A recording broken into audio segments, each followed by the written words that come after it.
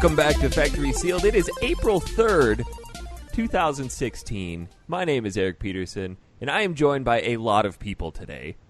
For the first time in what seems like forever, we actually have a full crew plus some.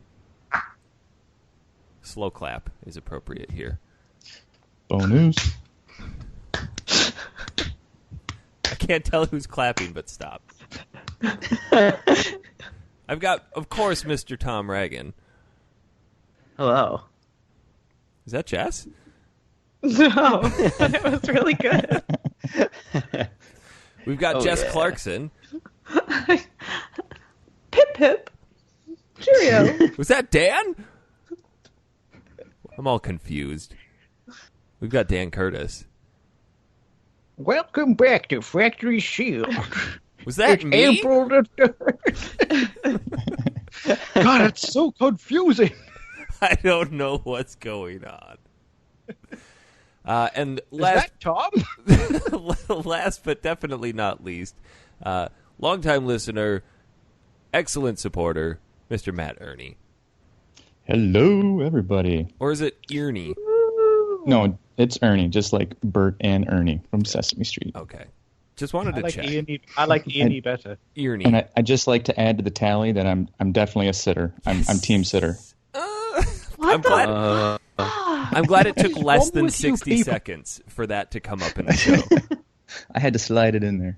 I always stand up just to spite you now. I was in the midway camp, but now I just stand up all the time just to be in I don't that camp. care if my butt's messy the rest of the day. I'm going to stand up. Who Damn right, asked if you- that question, though? Because it has seriously changed my life and the way that I view people. Do you walk around public Jack and Grant, look at I people believe. and like, I bet he's a sitter. And like, oh, Yeah. she definitely stands. Yeah, for sure. I would Yes, just I be think you afraid should of do, like a losing theological balance. study or something. I could if I were, I'm too far into the sitting that I just couldn't switch. Even if like science came out and said this is scientifically the best way to do it, I would still not do it. But It's healthy you're for missing you. out. How am I missing out? You get to admire your handiwork.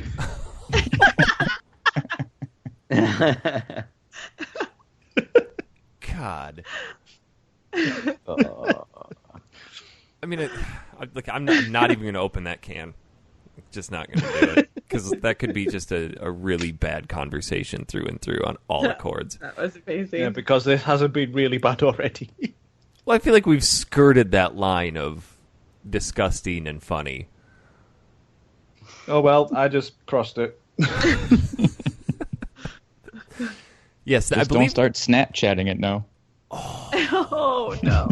Damn it! I'm kicking you out of the Factory Sealed group on WhatsApp because there's going to be a message soon of like, "Hey, check this out, guys! Oh. I'm standing." That's the worst. Oh. No, the Factory Sealed WhatsApp group is not for dick and poo pics. Yet, Yet, yes. yes. There's still time. Not yet. Tom, Yeah. hi. Hi, how are you? I'm great, but Oh, not this again. that really drives you nuts, doesn't it? Oh, yeah. It's good. That's why I do It it. happens so many times. I know. When was the last time we were Stuff in all my- together, like as a group? We're always together in my heart. Oh, That's a beautiful moment right now. Maybe two. that's probably or the 3 most weeks ago? caring thing that's ever been said on this show. It had to have been a long time, like Red Faction. Yeah, when yeah. we were in Vegas. Oh yeah, that was a month ago. Holy cow! So, Tom, I think we need to explore a little bit of your American adventures and try to convince Dan to move over here with you.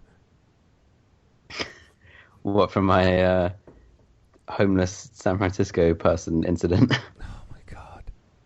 You guys what need to happened listen there? to the you need to listen to the show that Eric and I did on Friday, because basically what happened was Quote from Tom, word for word. I have seen some shit but I've never seen an actual dick. Yeah, I should explain. Yes, please. So when I was Have you walking never back, seen yours? Where is it? yeah, I should probably clarify this. I think I just I meant. set you up for that one, and you spiked it home. You just have a smooth area like Action Man. Stop it.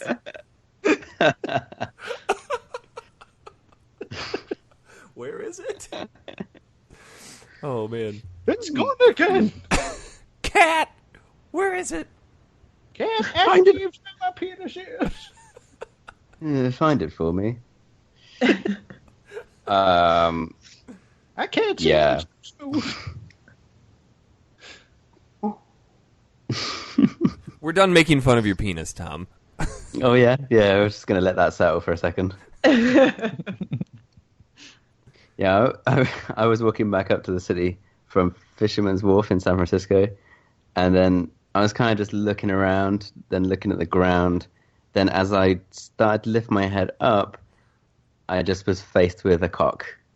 And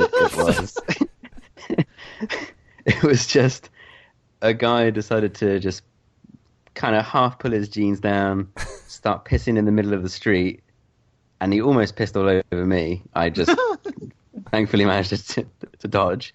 What? And yeah, and that was my first experience of San Francisco. God This was bless during America. the day? God bless America. Eric, I'm moving there right Absolutely. now. So you can see a bunch of free-flying dicks. Oh, Yeah. The stuff I saw Living the was great. dream. And Or I you got want to be the one flipped off. flinging it out. Yeah, I just want to and we join talked that about group. how I got flipped off a ton of times when I was driving over there. That doesn't happen over here. No, Were you on the wrong side of the road? No. Well, Tom, what I are you doing was- driving? Where's Jeeves? I know. Well, she did Wait. drive for a bit. zing.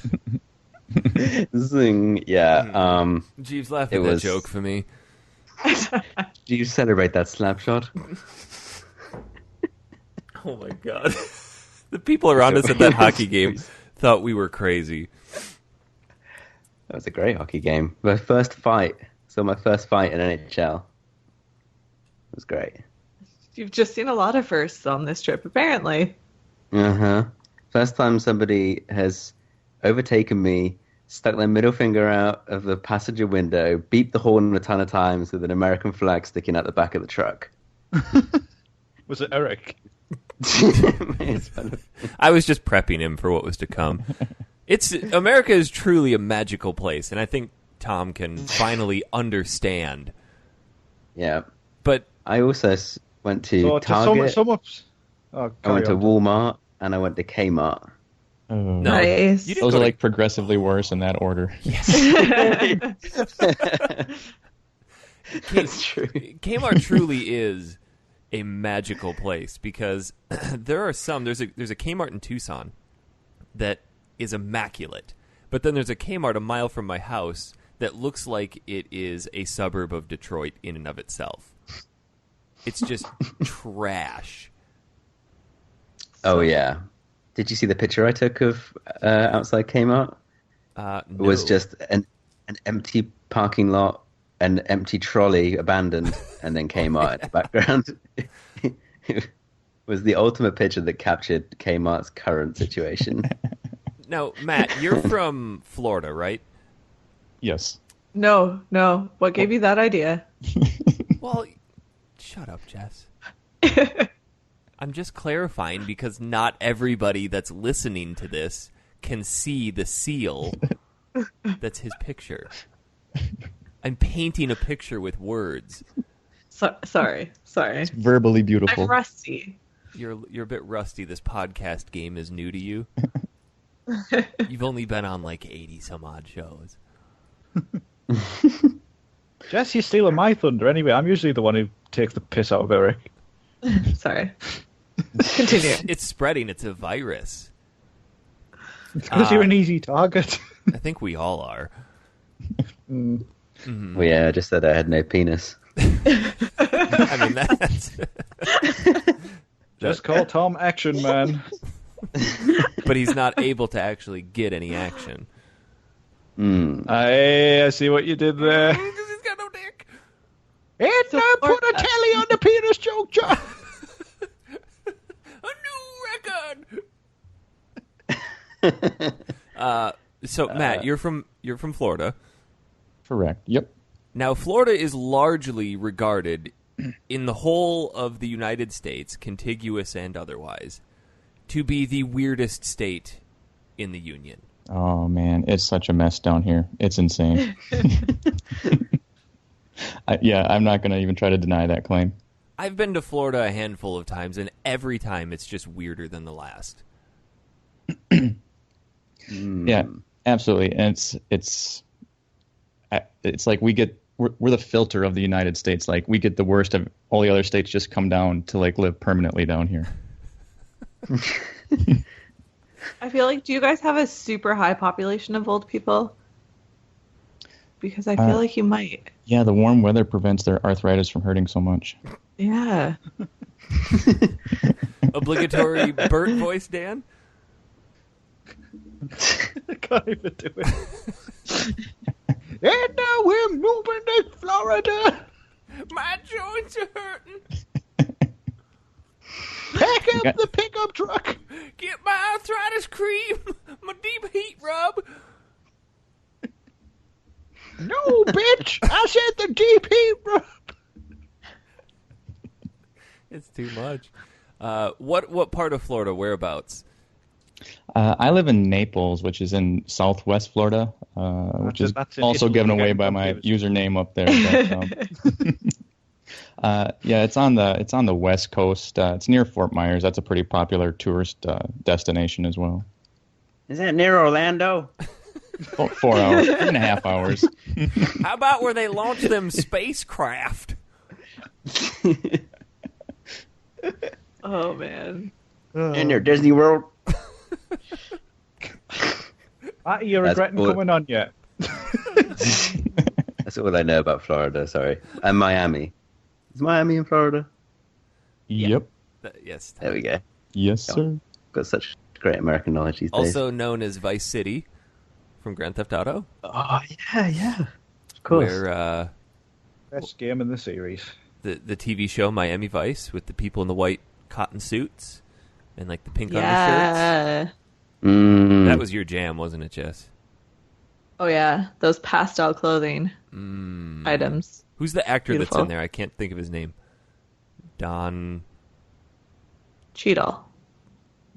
Definitely not Don Cheadle. I know this one. Who it's oh my god, who is it? Don Johnson. Don Don Johnson for the win. Good. Nice. You got it. Did you look it up or did you just pull that straight from your brain? No, I pretty much looked it up. Okay, good. Well then you did exactly what the rest of us It was on were the doing. tip of my tongue, but I just couldn't pull it out. Riding around in a speedboat, hurling cocaine at everyone. Tom can't pull it out either because there's nothing there. And, put another dick on telly on the dick joke chart. Well done. Sorry, Tom. Oh no, that was good. That was good. Sharp. Thank you. I'm quite impressed with that one. Special gold star penis joke on the charts. That one. Oh man. So Matt, tell us a little bit about yourself. I feel like we probably should have done that earlier, but we got sidetracked with Tom's penis. No, that's I can see how that could happen. That's something to talk about there. Every week. I've been a long-time listener, you guys. So I decided when you guys put up the Patreon account, I'd like to help out a little bit and support your cause of helping out other gamers.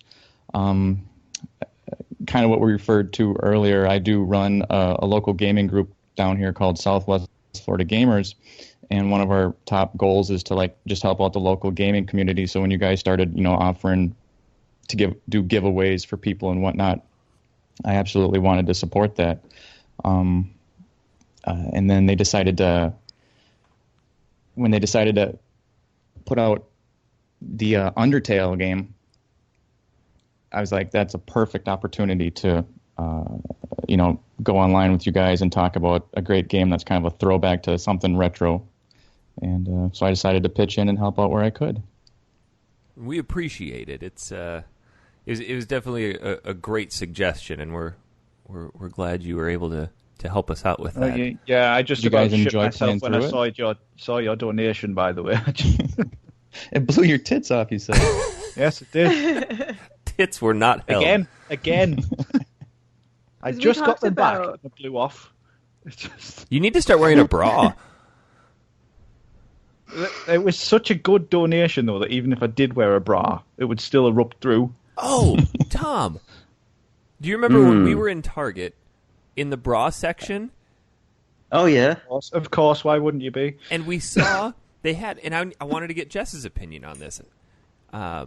They had an adhesive bra without straps. It was basically, it looked like a strip of Like duct tape. pasties or like cutlets? Okay, so it looked like two big pasties that were connected by a strap in the middle. So what you do is like you squeeze your boobs together, and it'd be like slapping duct tape across the front of them to hold them together. Yeah. Mm-hmm. It's a thing. Do they work? It doesn't Yeah, sound like, like it provides any support. Yeah. Yeah. No. It's just like a shield. but they're good for like dresses that have the built-in support, so you're not like doubling up on, So on the it's- bra edge material. Basically a cleavage generator. Yeah. Yeah, you can This set it week's up that way. invention! Put it on Proper Bollocks on Etsy.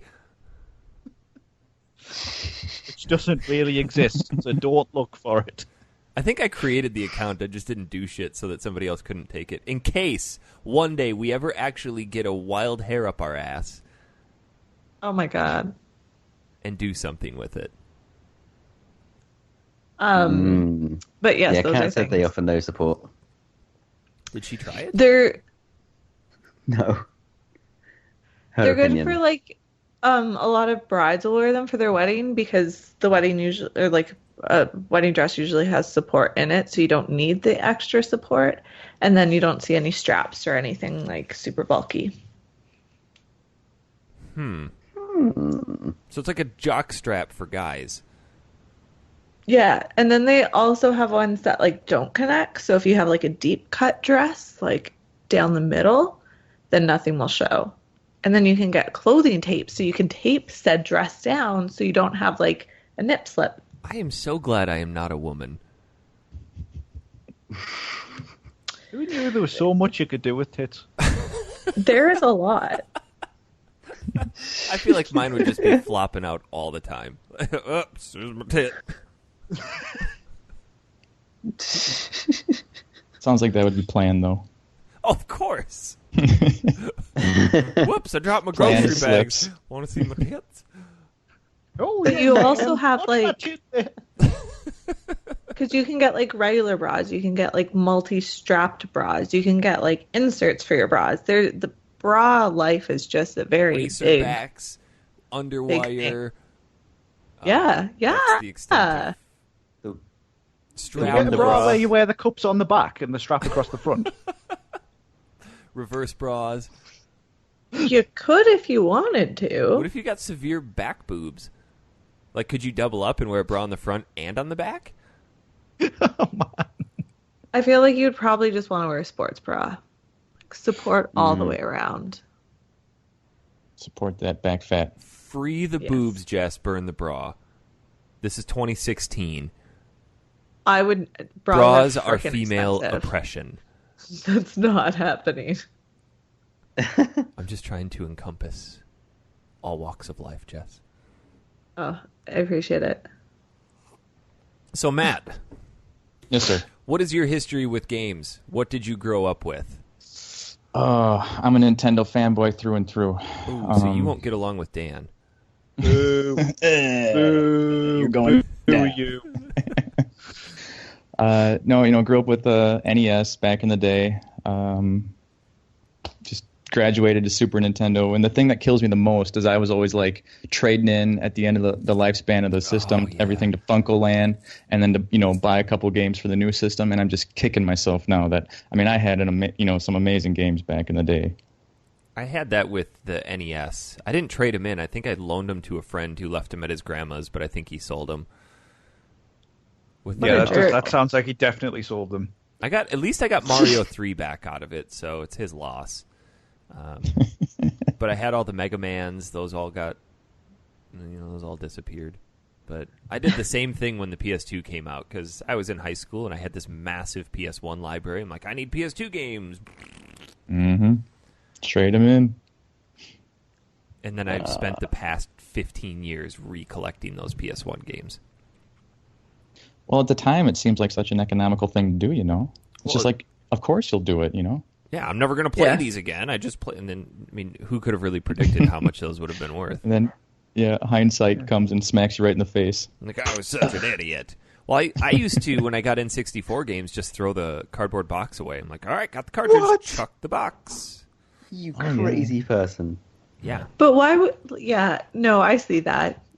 Well, I throw out, like, I don't see packaging for everything. I still have... really? Do you just keep the discs for your PS4 games and lob the case away?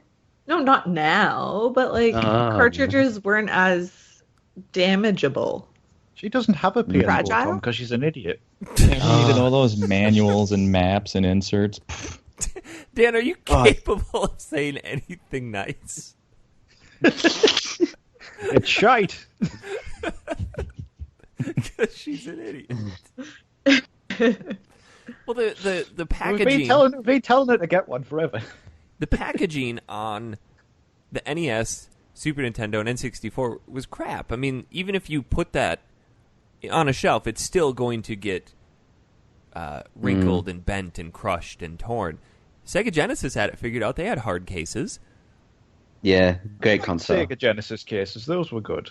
And then PS1 kind of dropped the ball a little bit with the jewel cases. Those got cracked so often. Oh, yeah. But then you just swap it out with a CD case. I'm like, I don't give a crap about this Backstreet Boys CD. I'm going to swap the case out. How dare you, No. you monster. I don't know why I went with Backstreet Boys. It was just the first band but- that popped into my head. See, I'm very with games. Like, I just can't part with them at all. So anything I've had, I've pretty much still got. I think the last game I traded in was Halo 4. And then before that, it was years. It was years before I traded anything else in. Last trade-ins I did, I just got rid of loads of crap that I had to get a new PS3 after my old one broke. See, I still hold on to my crap. Like, I have Barkley Shut Up and Jam and stuff like that on the Super Nintendo. Get rid of it, son. No way, man! Yeah, GameStop's accepting that stuff again now. What's the other basketball one? Trouble in Windy City? Ugh, Yeah. down the toilet. No way, man. Strap a fireworks that Red Faction tee you got. Tom, I also have a really embarrassing PS2 game that I forgot to hide before you got here. Oh, yeah? Did I do it? I didn't You think I pointed saw it What out was to me it? and you went, Eric, really? What was it? I don't remember. Friends trivia Oh, game. yeah. Trivia game.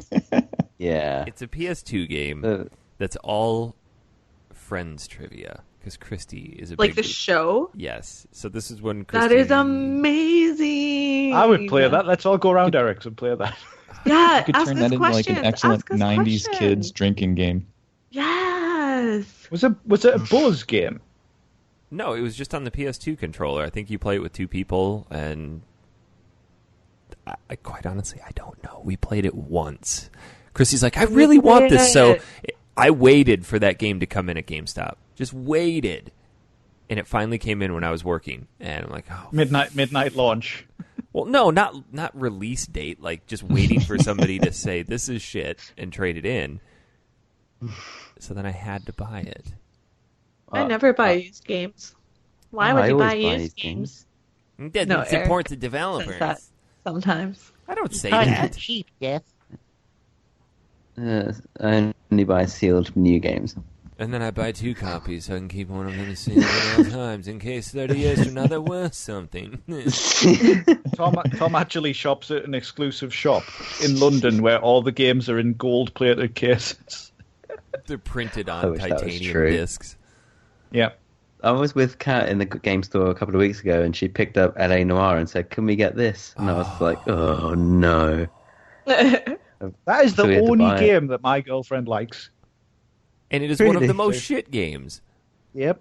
Why does she like it? I'm curious. She likes the detective aspect of it. Yeah, same with Kat. But there's no connection. Like, there's detectiving doesn't really help your case. It's like guesswork. What the hell word? I know. That? What? Detectiving? What? Detectiving. The act of detecting. Detectivizing? It's definitely a verb. Sounds like an antibiotic. So detectivine, one who detectivines would be a detectiver. Yeah. Succinylcholine, detectivine. Yeah. That's a pill that's a tool that Tom needs to find his penis. No, not as good, mate. Sorry. I didn't say it was good. I mean, we just have to swing. You can't hit everything. You miss 100% of the shots you don't take, Dan.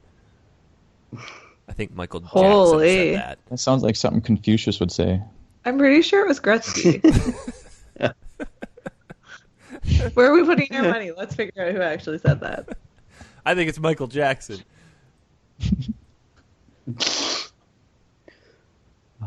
Who's looking it up? Can we do some emails, guys? Is anybody looking Internet it says up? Gretzky. Bitches! I know it was Gretzky, Jess. Oh, what the I was so excited that I was right. Sometimes it's just too easy.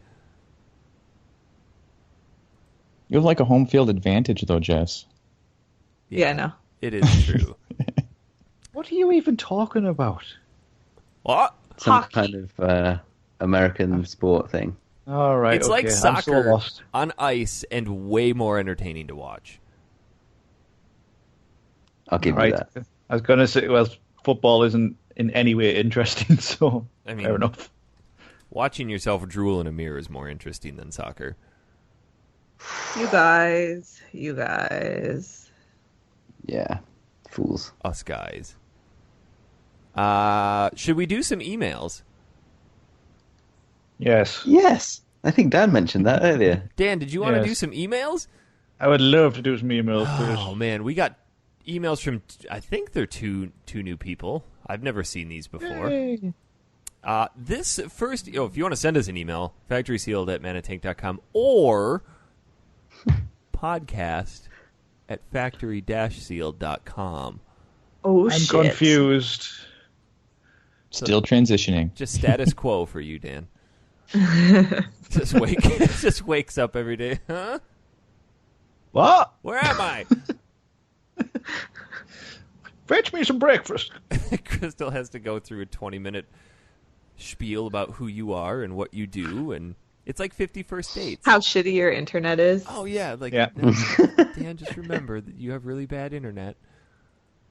And your friends don't like you for it. I'm not going to say much because I guarantee it'll break now just to prove this point. Basically. It's held up pretty well. Yeah, it's all right this week. First email comes from Maddie Hallmark. He says, "Hey guys, I've been listening to your podcast every day on the way to and from work since August, and I love it. I started at episode 1, and I'm almost there. I think I'm in end of February 2016. Find myself laughing out loud sometimes and even making comments out loud as well in response to the things you say. Can't imagine what people around me think. Anyway, wanted to ask you, and especially Dan, have you tried the Final Fantasy 15 demo yet? I expected more from it, since when were demos 20 minutes long with no actual gameplay? They made a quick tutorial, made you play through that has nothing to do with the actual gameplay. I was disappointed. Probably won't buy it until I hear you guys review it now. The demo was pants." Wow, another email directed at me. Oh, constant. But I'm going to go ahead and say you haven't played it yet because it's probably still downloading. No, I played it through to completion this morning, actually. Ah. Well done. I played So it. screw demo. you, dickhead.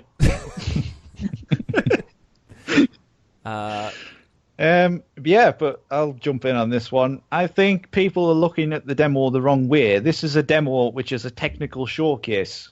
Final Fantasy 15. This is not a demo of Final Fantasy 15. There was a demo of Final Fantasy 15. Which is excellent, by the way. It is fantastic, but it comes with the entry price of another fantastic Final Fantasy game called Type 0 HD. That is £10 in the shop at the moment. I'm very tempted. Totally worth it. It is worth I've got £10. so much to play at the moment, man. So much. Sounds like a first world problem to me. But yeah.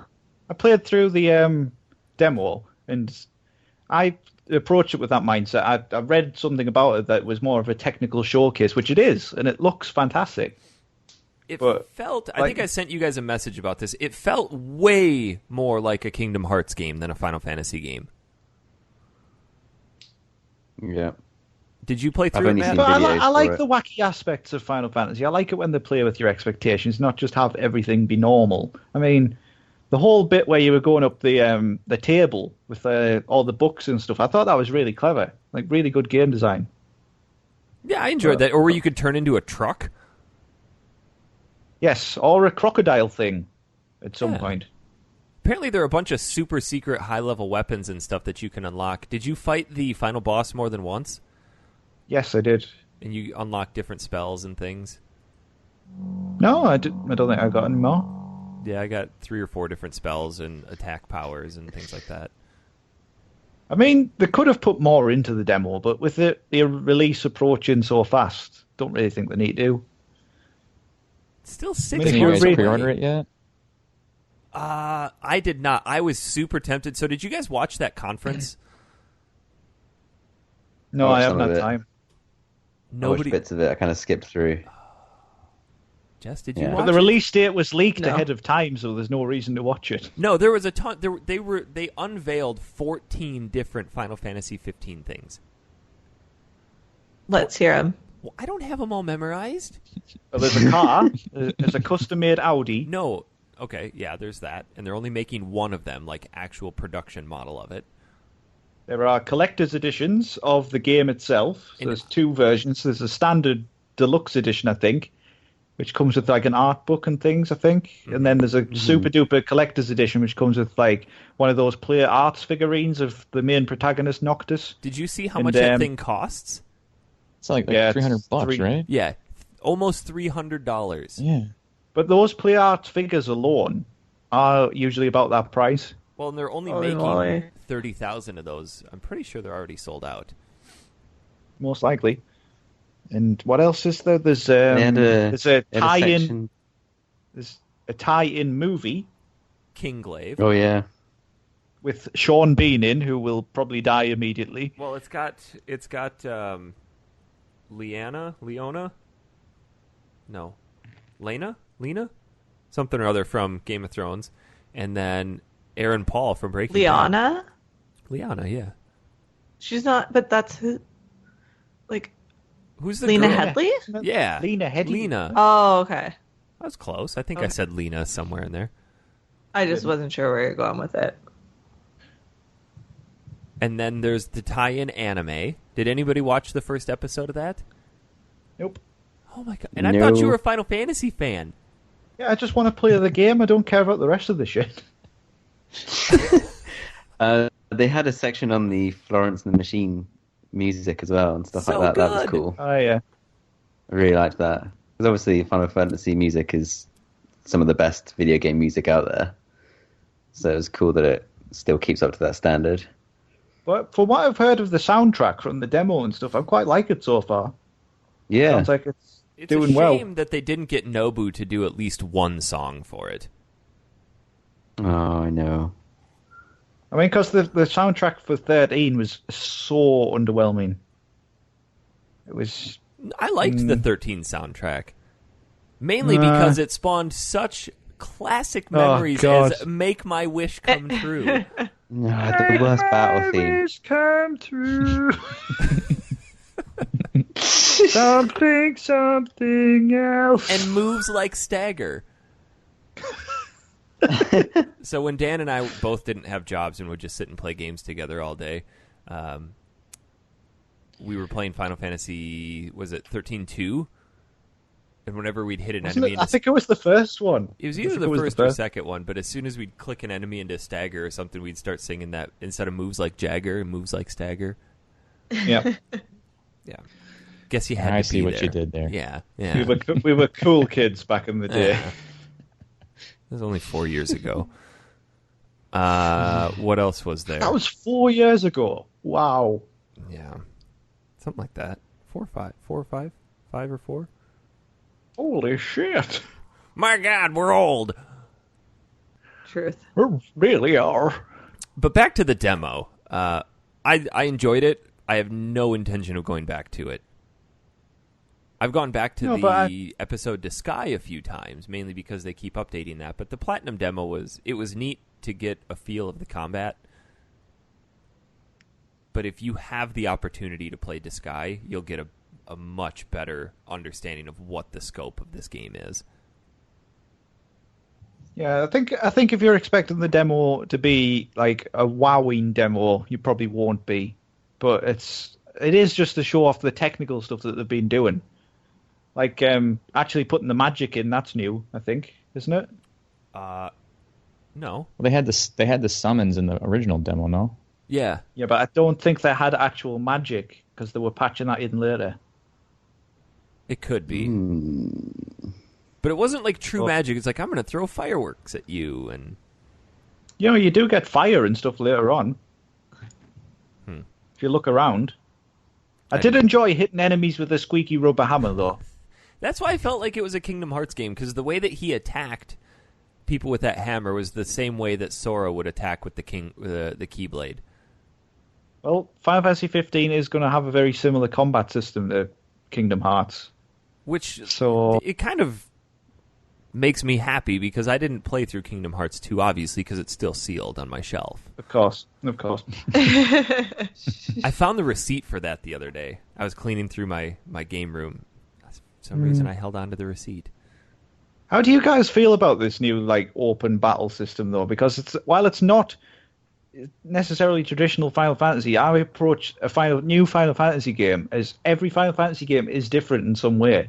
So I see this as a natural evolution of the combat.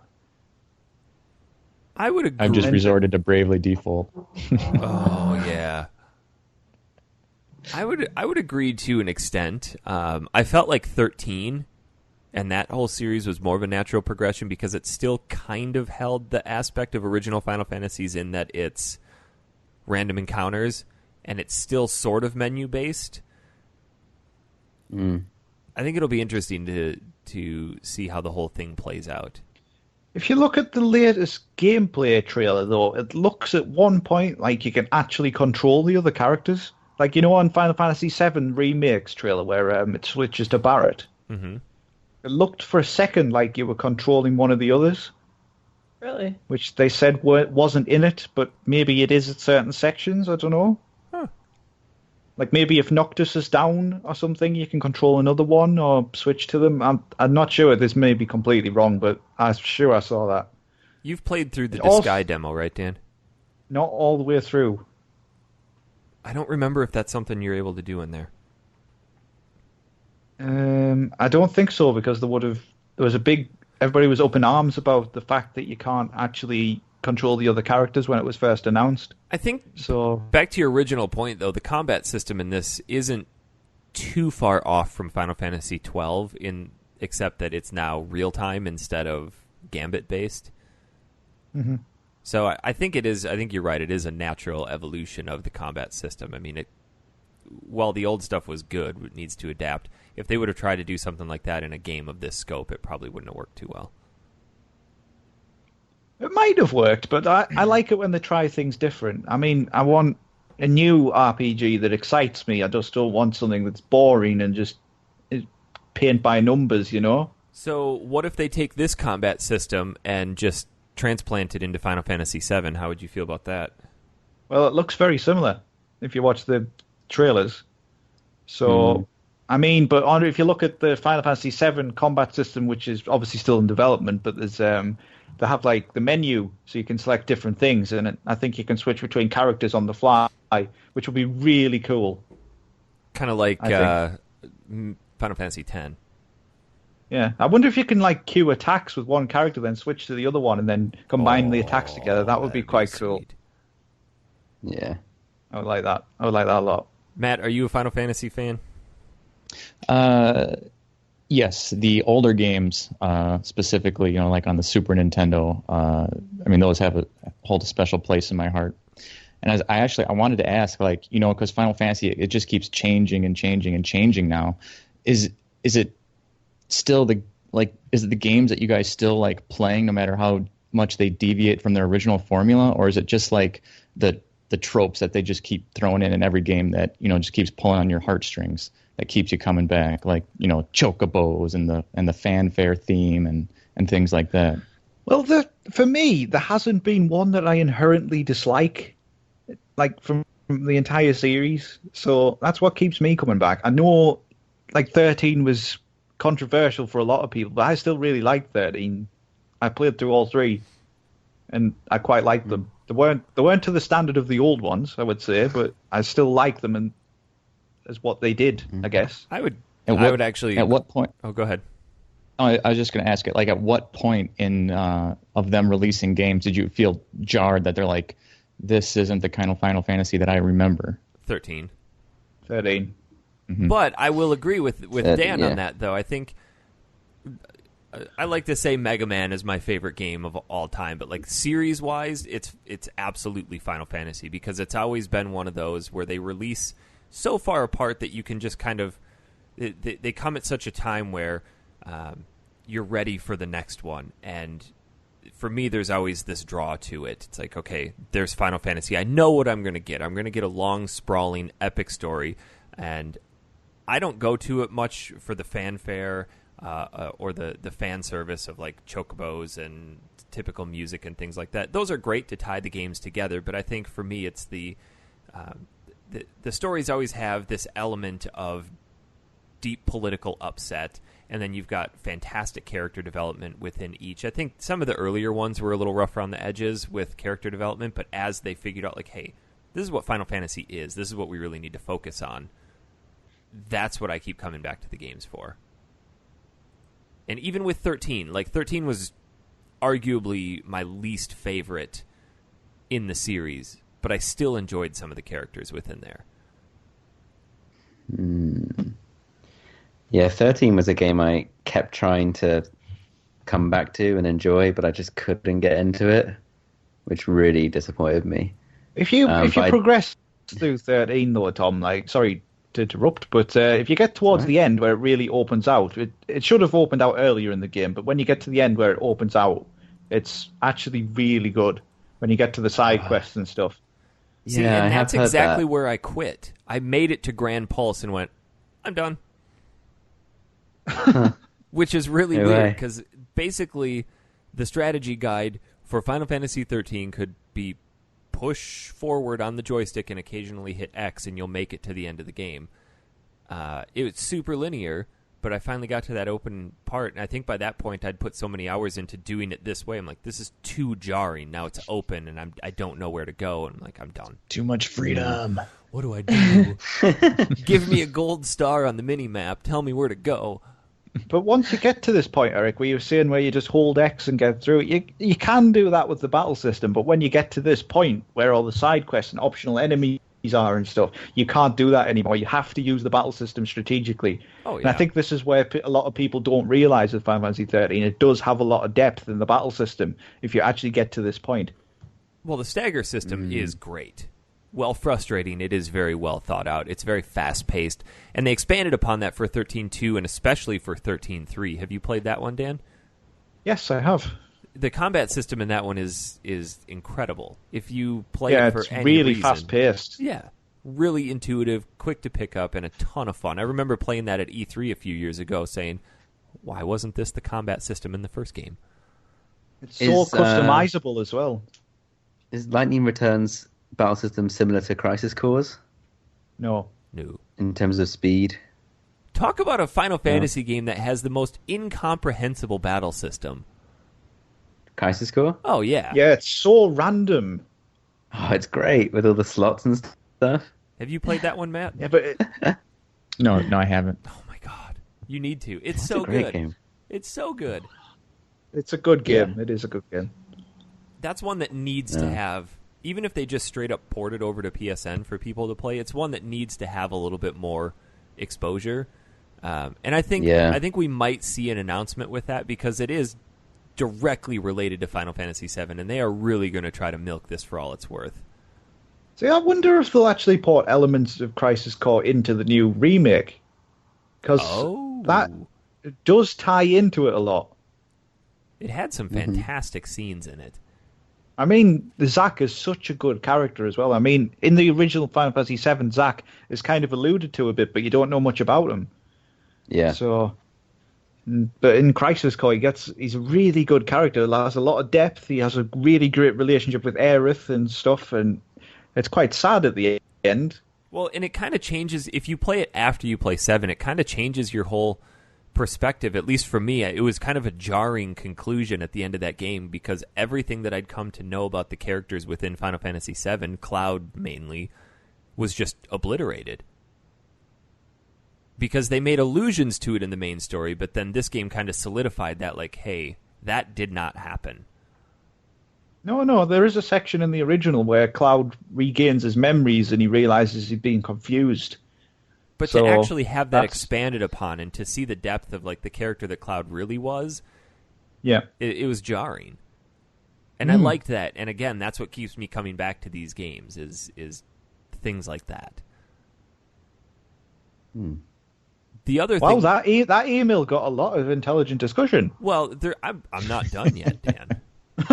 I've got one drop of intelligence left, and I'm about to squeeze it out.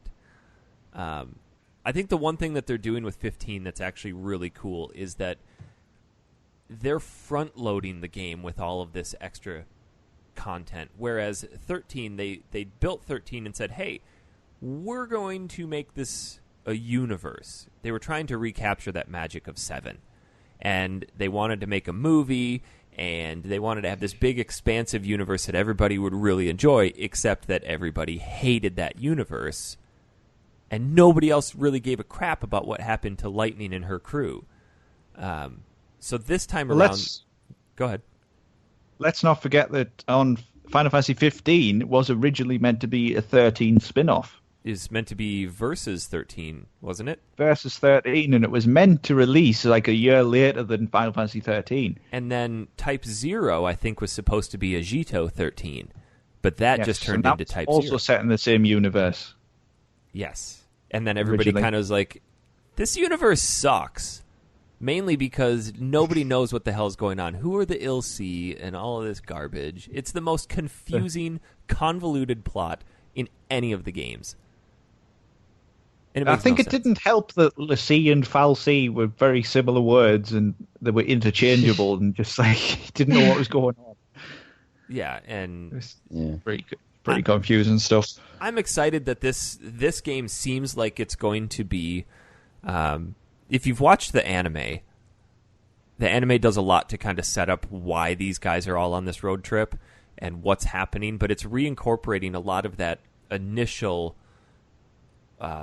appeal of the early games with that medieval setting, but there's always this undertone of futuristic magic, and that is definitely being reincorporated in here because you still have this monarchy and you have kings and knights and soldiers, but it's done so in a very futuristic fashion.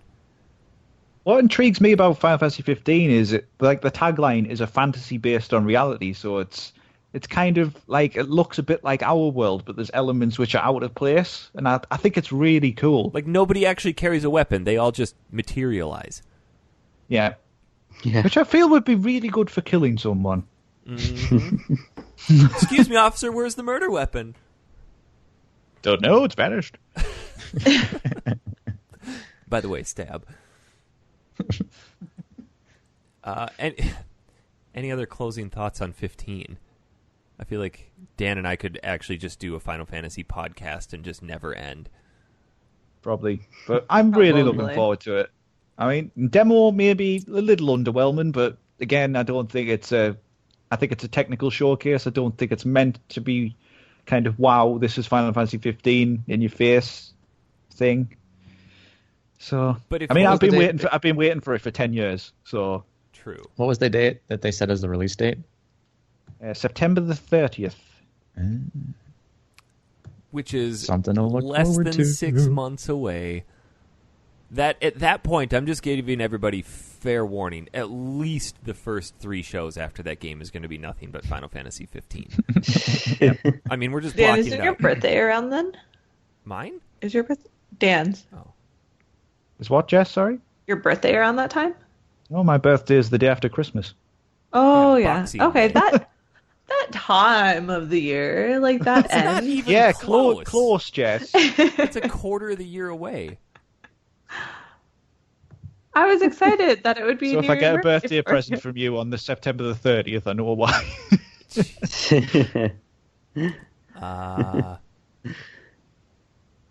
Oh, he has more to his email. We got sidetracked.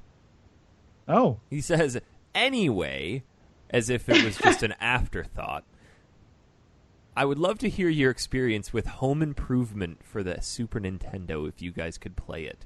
I found it super hard when I was younger, and I don't expect Jess to finish it. Oh my god, I didn't know that was a thing. But I have I'm good quite nostalgic excited memories by of this, it. Eric. Can we do a video? Oh, man. I love the TV show Home Improvement. It's one of the few Yes! series that I have purchased all of the DVDs for. Is JTT in the video game? Because I will die. Wasn't there an opening cutscene with all of the characters in some sort of Super Nintendo-style game? Because if it's that game, it'll be sweet. What the hell is Home Improvement? Oh, dude, it's like, Him, the Toolman Taylor? yeah, Al Borland. Is this the one where the guy, he has a neighbour whose face you never properly see because he's always behind the fence? Yeah. Wilson. Yeah. Dude, that show is That's so weird. great. And you got the ever popular. I wasn't even going to try to do that. That was pretty good. See, he just went straight for it. Yeah, that No, was You got to good. throw it out there. Yeah, no fear. What Dan, do you even do in this game? I don't know. I Let's think like the look up- story is you're making To your way improve through. homes. It's like you're making your way through a movie studio or something, and you go through all these different sets. There's different themes. I think there's one like like you're in a dinosaur world, and so you're shooting nail guns at like pterodactyls and whatnot. That is amazing. Man, guys, it's called Home Improvement Power Tool Pursuit. So, Yes. one of Al Borland's taglines, like, Tim the Toolman Taylor always likes to add more power to things and just blow things up, and he's really terrible at it. And Al's quote is always, I don't think so, Tim. And the game over screen is Tim laying in a pool of blood with Al shaking his head over him like, I don't think so, Tim. Like, what? It looks like That's he's got amazing. a screwdriver sticking out of his forehead. Oh my! Can I just read you the synopsis of Wikipedia? Is that a for real game over screen you just sent? I don't. Yeah. I think so. That's amazing. I mean, he's got flamethrowers and he's fighting pterodactyls. Like, I don't remember this in the show at all.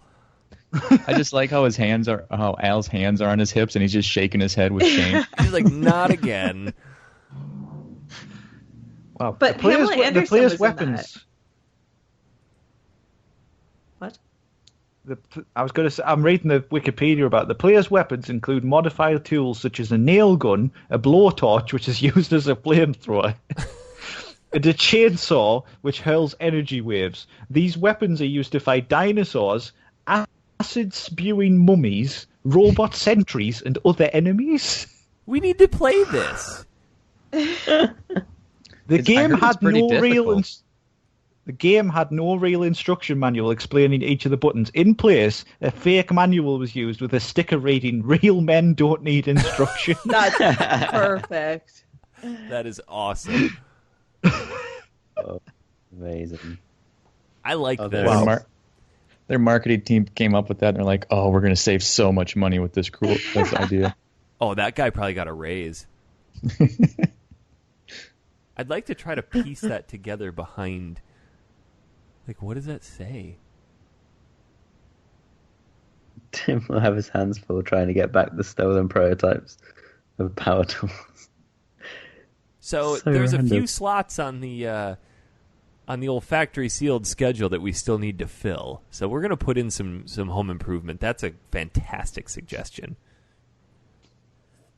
I'm Yeah, so I like that one. excited. We have more email. Well, another email. So this one comes from a guy named TARDIS Adventurer. That's amazing. It's a really good name. Yeah. If you like Doctor Stop Who. being judgmental. I just don't like Doctor Who. Doctor Who doesn't like you. Good. He says, "Hey everyone, looking back on your lives, what were your happiest and most upsetting gaming moments? Thanks. P.S. I'm a sitter. My wife is a stander. Never could understand the whole standing thing." It just doesn't Man, happen. we've caused so much debate in households about this. If the husband's the sitter and the wife's the stander, genetically, what's the kid going to be? A hoverer. See, but I come from a family of sitters, apparently. And you're a stander. Yeah. I'm never going to look at you the same way again. It's just weird. Weird. Happiest and most upsetting gaming moments. The time when they announced that Final Fantasy VII was being remade. For the third time. I nearly cried that morning. Crystal comes Seriously, out and is like, Dan, what's wrong? Like, they're making Final Fantasy VII. Honestly, this is what it was like, because the day before, somebody leaked it, that it was potentially happening, and I was like, that's probably fake. Then I got up in the morning, I just had a string of WhatsApp messages from, like, the first one from Eric saying, "Oh God, Dan is going to be insufferable." That's right, I did send that. Honestly, I was on a high that morning for so long. I was just so happy. So, well, clearly That's so that's your funny. favorite gaming memory. What about the most upsetting? All the times that they announced it and it happened to be fake? Probably. You led a very happy gaming childhood. I think, recently, very upsetting for me was Metal Gear Solid 5. When it was just I would agree. when it was just abruptly ended and nothing really happened at the end. I was like, well, what's happened here? And then I just felt really annoyed because I've been waiting for this game for so long, and then it just kind of was unfinished. What's this about? I think for me, one of the happiest was the Christmas day I got both the the N64 and the PlayStation 1 on the same day. Oh, how did you decide which one to So play spoiled. first? Well, I had two TVs, so I hooked one up to each. You had one controller in each hand. Yeah. And then I'd press pause and play the other one for a little bit, and then press pause and go back to the other one. But then in that very same day, so this was after my parents got divorced, and I was heading back to my dad's house. So I boxed up my PlayStation, and I was walking out of my mom's house to put everything in the car, and I slipped and dropped the PlayStation on the ground. Fortunately, it still worked. Ooh. It was in the box, but like that would good. be an upsetting gaming moment because there was that. It was that whole Schrodinger thing where it's both broken and not broken, and you won't know till you open the box. That's the worst. Yeah, No, gaming like Christmases are a very fond memory for me too, as well. I mean, I think one year I got the Xbox 360 for Christmas, and then the day after I got Wii or something. I can't remember, but it was a good feeling. have you ever had to purchase any of your own consoles? Yes, What? I bought the 3DS and the Wii U. Okay, so two super cheap consoles, Yeah. and you Nice. complain about You my bought 'em at a grandma garage buying sale. me things. God. Oh dear. It comes from being an only child. I ruined Christmas for one of my buddies. Actually, he ruined it for himself because I had the PS2 right before Christmas, and I took it over to his house, and his parents never let him hook his consoles up to the big TV in the living room. I mean, they had a pretty big screen TV back before flat panels and all of that. His dad just was really weird. He's like, Gigantic ones. well, it was probably, yeah, it was huge, really rear projection TVs, I think is what they were called. But his dad had this weird notion of like, oh, if you hook that up, it's going to ruin the TV. Like, not really, no. But so we were in the living room, and I had my PS2 in my backpack, and Alex looked at his mom, and he's like, Mom, can we hook the PS2 up to the TV out here? And she flipped. She's like, Alex, that was supposed to be a Christmas gift. I can't believe you went looking under the tree. And Oh my god. his eyes got really big, and he's like, you bought me a PS2? And she goes, wait a minute, you didn't know that? Like, no, I brought my PS2 over. And she just walked away shaking her head like, fuck. So I ruined Christmas that year. That's hilarious. Jess, what about you? Happiest gaming moments? Most upsetting? Finishing a game, like any game, just happiest? Right there? Yeah, basically.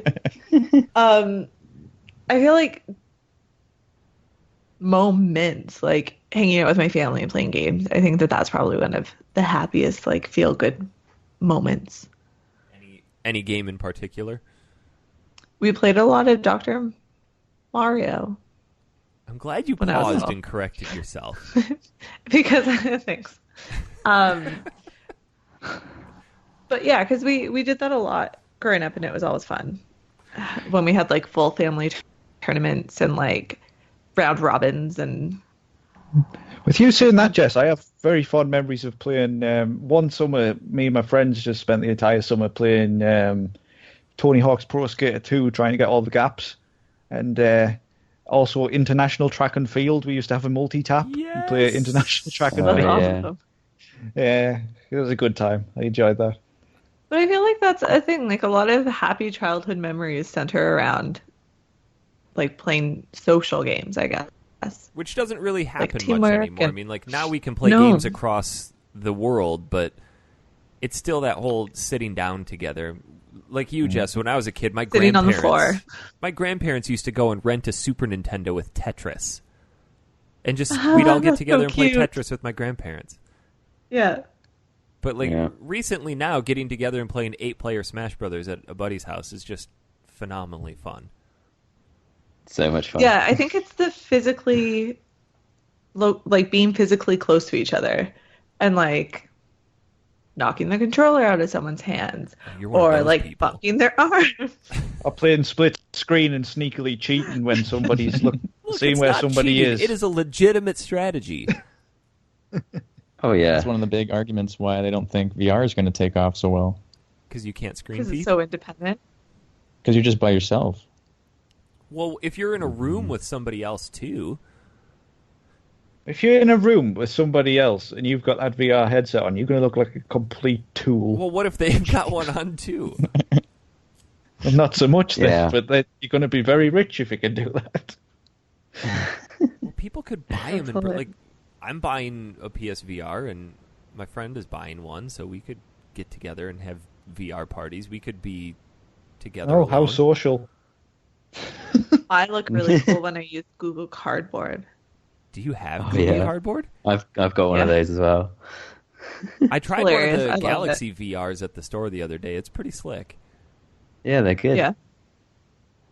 But what Oculus do is you good use as them well. ones for? What? Like, I can see the appeal of the PS4 one, but Just why? to Why would tap you get a the market. Samsung one? Who knows? Like, what can you do with it? Matt, I what like about the- you? Happiest gaming moments? In terms of like actual gameplay, I'd have to say, like originally, I never really got into the original Metroid, but I did play through Metroid 2 as a kid.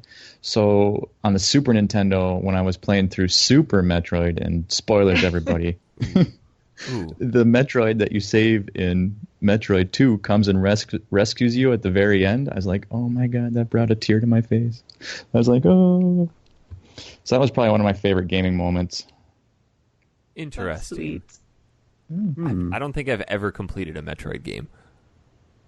You've never played through Super Metroid? No. Oh, See, I love It's such a Metroidvania good game. games. I absolutely love that sense of progression and exploration. Like, I played Axiom Verge recently on PS4, Mhm. and Yeah. I absolutely love that game. It's fantastic.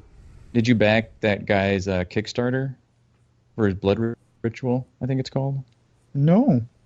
Yeah, who's that director, the famous guy that did Castlevania? Oh, Inafune, is it? No, you're thinking of the guy from Mega Man. That's Kenji Inafune. Oh, is it Bloodstained or something? Bloodstained is what it is. Yeah, he had a Kickstarter for it after he got kicked out of the company. Yeah. Or Koji really Igarashi. There we go, that guy. Igarashi, yeah. Looks and awesome. so he's developing his very own Metroidvania game right now. It's going to go out on like Wii U and PlayStation and Xbox, I think. I think my favorite. I just bought I've never played Castlevania, but I've just bought one for the 3DS. Symphony of the Night was fantastic. I know. Yeah, I we think played need to play that. Oh, We played it with Oliver, didn't we? yeah, it was so good. Oh, I think my favorite Metroidvania style game of recent memory was probably the what is that Lucha Libre one? Guacamelee. Oh, Guacamelee, yeah. That's great. But Salt and Sanctuary's like that as well, Eric, because you get brands where you can get new abilities as you go on. We could talk for an hour on how awesome Salt and Sanctuary is. That game is not getting enough coverage. Man, that is fantastic. I've put so many hours into it. It's like, honestly, I'm not even that interested in Dark Souls 3 anymore because this game is so good. It is quite honestly a side-scrolling 2D Dark Souls that is about as long as an actual Dark Souls game. And it's £15. It's so good value for money. I might check it out. You will not be disappointed. But my happiest moment was opening Final Fantasy VIII at 5 a.m. on Christmas morning, 99. Oh. And playing it for 4 hours and loving it. And then probably my saddest moment is watching the trailer for Ground Zeroes and not hearing David Hayter's voice. Oh, yeah. Oh, that's pretty bad. Did you guys read any of those articles about David Hayter finally opening up about what really happened? Yes. Talk about just gut-wrenching. I know. Like What happened? apparently all the way back to Metal Gear 3, Kojima was already trying to get rid of him. Really? Kojima's not as nice as we think. No. And that's essentially what he was kind of alluding to. And people were asking him, like, are you going to play Metal Gear 5? And he's like, I don't really have an interest in playing 60 hours of humiliation. Yeah, I'm not. Yeah. Yeah. But then again, I think there were only a handful of paragraphs of Big Boss dialogue. So it wouldn't have really He barely mattered. spoke in the damn game, so... That True. game was pants. Yeah. That I sucks. like the actual gameplay of it. I just hated the way it was done. True. It's just so frustrating. Well, that's it for emails. At least for today. Good emails. They were quite good. They were. Send us more of them. I think. Yes, we need more. We also have 2 new reviews this week. Oh God, do you have them handy? I do. If you want to, first one- leave us a review on iTunes. It makes us feel good, and we like to read them. So We do, because they're always daft. So the first one is by a guy whose username is Doc, and he says he came for the retro game talk, stayed for the get it, Jeeves, posh talk, and weird pronunciations of words. I mean, that's factory sealed in a nutshell, Like- right there. Not trying to be super cliche, but say weird again because that was like a little weird. Weird. Weird. Weird? There's an R in there. Weird. Weird. Weird. That's weird. Weird. You're so weird. You're the jammiest git I know. So anyway, the second review is by Gamer Grandpa 36, who has posted a weird O with a strange symbol, and then posted a face, and just put "It's good." That's the Dan Curtis review on iTunes. It's good. No, that would be "It's shite." So profound. I wonder Straight if to the that has point. any reference to Really? that old man that I was talking about a few shows ago that used to trade games in all the time at GameStop, and we called him Gamer Grandpa. Possibly. I feel like he probably would not have created that name just from that one comment. I don't know. You never know, Jess. True. Let's not downplay our influence on people's decisions. I mean, maybe we're getting people to change from standing to sitting because standing's ridiculous. It's not, though. No. Dan, shut up. Nobody cares. Should we move on to the reason we're actually here this week? Yeah. So... Yeah, this has been like the longest intro ever. So... Just saying. Well, we're trying to give people more of what they love. It's just an observation, Eric. Thanks. Hi, Tom. I forgot you were here. So, as we mentioned earlier, Matt, who is one of our Patreon supporters, donated to have us play a game and then join us to talk about that game. And that game he chose for us was Undertale. So, with that being said, Matt, I'm going to turn it over to you to give us a synopsis of just what the hell this game is. Oh, geez, I knew this was going to happen. I thought about sending you an email like, hey, I'm going to do this. We're like, nah. In fact, I'm just going to kick it over to you and see what happens. You'll do it better than us, so... I'll give it my best shot here, so we'll see what happens. But Undertale, it's definitely a game, that's for sure. It's good. Not shite. Not shite. I thought it was shite. I think you're shite. Seriously? Did you really think it was shite? I did not think it was shite. No. Oh, okay.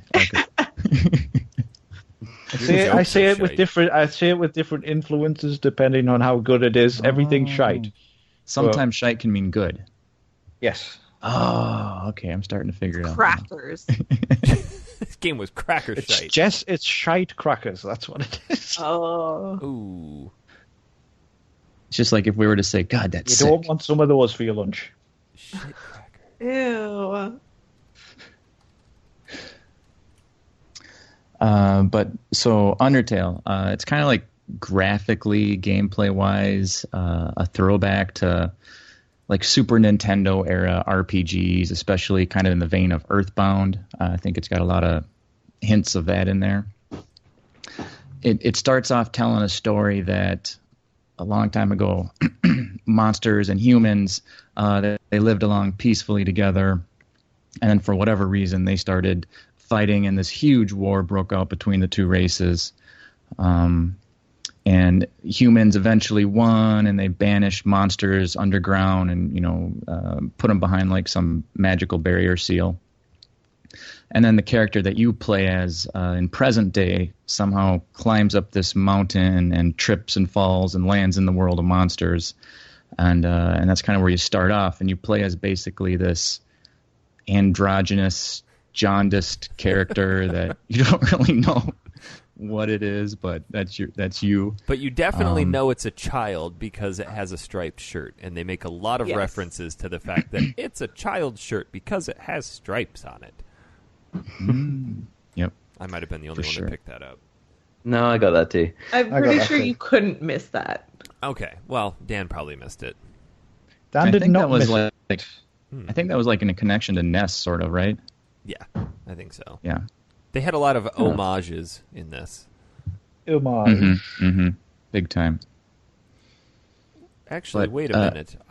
Now that I say the word homage, I read an email that we had that was from somebody else that... Yes, we did have... I'm sorry, can we take a step back? I don't know. Actually, no, man. we'll do this. We'll do it after. Just remind me we have one more email. I don't want to throw a wrench into everything. Bonus email. Yeah, I'm just going to leave it up How here so I did you don't forget? Because I read them when they come in, and then it cycles through to a different folder after I read it. And I forgot to switch Mark it is back. unread. That's such a turd. The I'm sorry, worst. Continue, Matt. So do we have to pull up, like, throw out a spoiler warning here for everybody, because it's still kind of a new game. Everybody knows that if you listen to us talk about a game, we will ruin everything. I mean,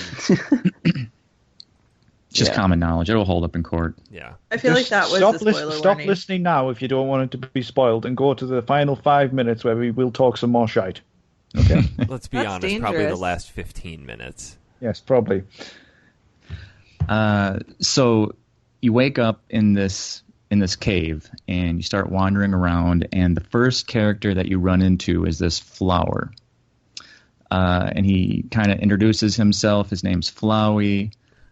He explains a little bit about the world and how you can gain EXP and you can gain LV points, I guess I would call them at this point. Love. And it's shared love through points. little white friendliness pellets, That which you look collect. very similar to semen. They weren't as squiggly. Yeah. Yeah, there was no tails, were there? Well, let's be honest. Eric, dude. get your mind out of the gutter. I Come can't. on. I can't. Did you I have the just- triple X-rated version of Undertale? Yes, I put the mod on, the nude mod. Guys, sperm stop mod. doing this, because Tom has a smooth area and he doesn't know what it is. Exactly. Check mark. It's making me feel left out. That's why pants This is fit the- so well. It's just a leaf there. Well, why? It's not like it'd be public indecency. Yeah, true, but they always wear clothes. Just to try to fit in. Yeah. Oh. Fit in with the cool kids. Oh, yeah. So Flowey, he tries to hit you with the friendliness pellets, and you can either, like, I just avoided them. I think I kind of watched a lot of videos before I even recommended it, so I knew what was kind of coming. But I was hook, line, and sinkered. I was like, this is so nice. What a nice God. game. It's so friendly. I Like- wonder if you can ride horses. Yeah, like full hook, line, sinker. Like, yeah. you tried to absorb them. Yes. Oh, did you feel I did. did you feel betrayed? Yes. I was so Wow. mad. That's one thing. This Flower. game it plays with your emotions a little bit. So I think the one thing that's important to mention is you can have very different play styles through this. You can take a truly pacifist walkthrough or a truly pacifist approach. You can be kind of neutral, do a little bit of killing, do a little bit of saving, or you can have a fully genocide walkthrough. What route did you guys all take? I think I got neutral in the end. I was full on pacifist. I was, but not the full pacifist. Because Yeah, I was a pacifist. I went mostly. I tried to go full genocide, but I messed it up about halfway through. Who'd you save? It's not that I didn't save anybody. It's that to get the true genocide, and this is getting a little ahead of ourselves here, but every screen has a certain number of enemies on it. And you have to did not kill know. every single enemy on the screen before you walk to the next screen. And you'll know that when you're walking around and you get a message that says, "But nobody came." That's when you can go on to the next screen. Oh, my God. Really? So true Wow, I had genocide no clue. walkthrough takes forever, and I'm kind of glad that I didn't pursue that. So that's I Yeah. feel like the random battles don't pop up enough for that either. You have to do a lot of wandering. yeah. So, trying to figure out the best way to cover this because it's so weird. I think we need to talk about the battle system first, which is completely unique. I've never seen anything like it. Go It's, ahead, then, yeah. Dan. Okay, I will. Calm down. Hold thy tits, my friend. With Double cup that it. weird bra from earlier, possibly. Well, I got my back bra on today. Oh, good. Well, the battle system, it's kind of like a standard RPG. You have attacks, and then you can. There's a bar comes across the screen. You kind of have to stop it in the middle to do the most damage. But when an enemy attacks you, you have like your heart is in a box, and you have control over the heart, and That's the your enemy soul. attacks you in different ways. Mm-hmm. Using like it can be like a sonic wave or something. You have to try and avoid it to stop from being hit. or like pellets that will come and try to attack you or something. But it's really and then there's daft ones like a dog that will try and jump at you and stuff. It's just, this gets And there's really those blue attacks daft. where you don't move Don't to move. avoid them. Yeah. Or the what is the other one? Orange attacks where you have to be moving. Have to. Or your soul becomes blue. What was that all about? Then you So I think couldn't. Yeah, Trying that, to like, way to the bottom. with that fight with Papyrus that caused you to, your heart was like stuck at the bottom. You can only jump instead of like move freely. Yeah. And then the purple, you had to stay, like, I think it was just jumping on those lines Yeah. is all you could What do. I loved about this, though, is it consistently played with your expectations. Like, you think you know what it's doing, and then it'll suddenly jump. Like, there was things where it would, like, go outside the box and different things like that. And I thought it was just so clever. Well, it's like it's your traditional RPG where you have random encounters and then it pops in and you have fight, act, item, and mercy. And then when you attack, it brings up that meter that Dan was talking about where depending on what weapon you have, it'll be anywhere from like 1 to 4 or 5 white lines that come across. And it's almost like a crosshairs that you have to stop them within. And depending on how close to the center you get, the more damage you do. But then every time the enemy attacks you, it's like you're playing different little mini games. So it was there was so much variation within the battle system that the battles never really got boring. So, rewinding. After Flowey Yeah. Flower. Oh, yeah. almost kills you, enter Toriel. Yep, Toriel comes and rescues you. She like basically kick butts Flowey out of the scene. And then, do you go past the dummy first, or is there? Well, she guides you through like the ruins that she calls them, and she yeah. explains how there's all these puzzles like everywhere that you just have to get used to navigate around this area.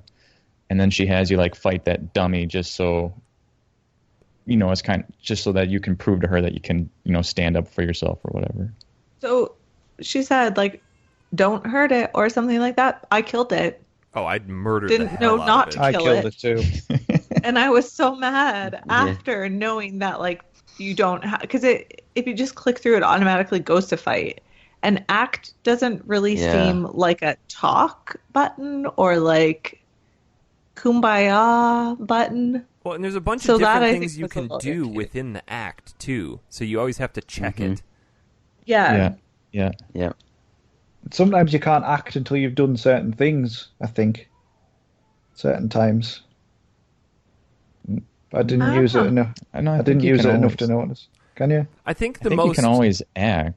the most Yeah, but you- sometimes it won't work until you've done another act or... You might maybe you Yeah. have to like spare every now and again, and then something else you can do in the act screen, perhaps. Mm-hmm. Yeah, with like tutorial, you had to like multiple times. You had to continue. Yeah. Anyway, Oh, see, I just straight up murdered her, so... so okay, you get to that point, and it's whether or not you can leave. And she's saying, no, stay with me forever and ever and ever, and we'll eat butterscotch pie. Oh, it's quite sad, really. Did you guys pick I up the know. butterscotch pie? Yeah. Yeah. Yes, it did. Yeah. I didn't. Oh. And Oh, dude, that thing was like an X potion. Yeah, apparently it comes in very, very, very handy on the final boss.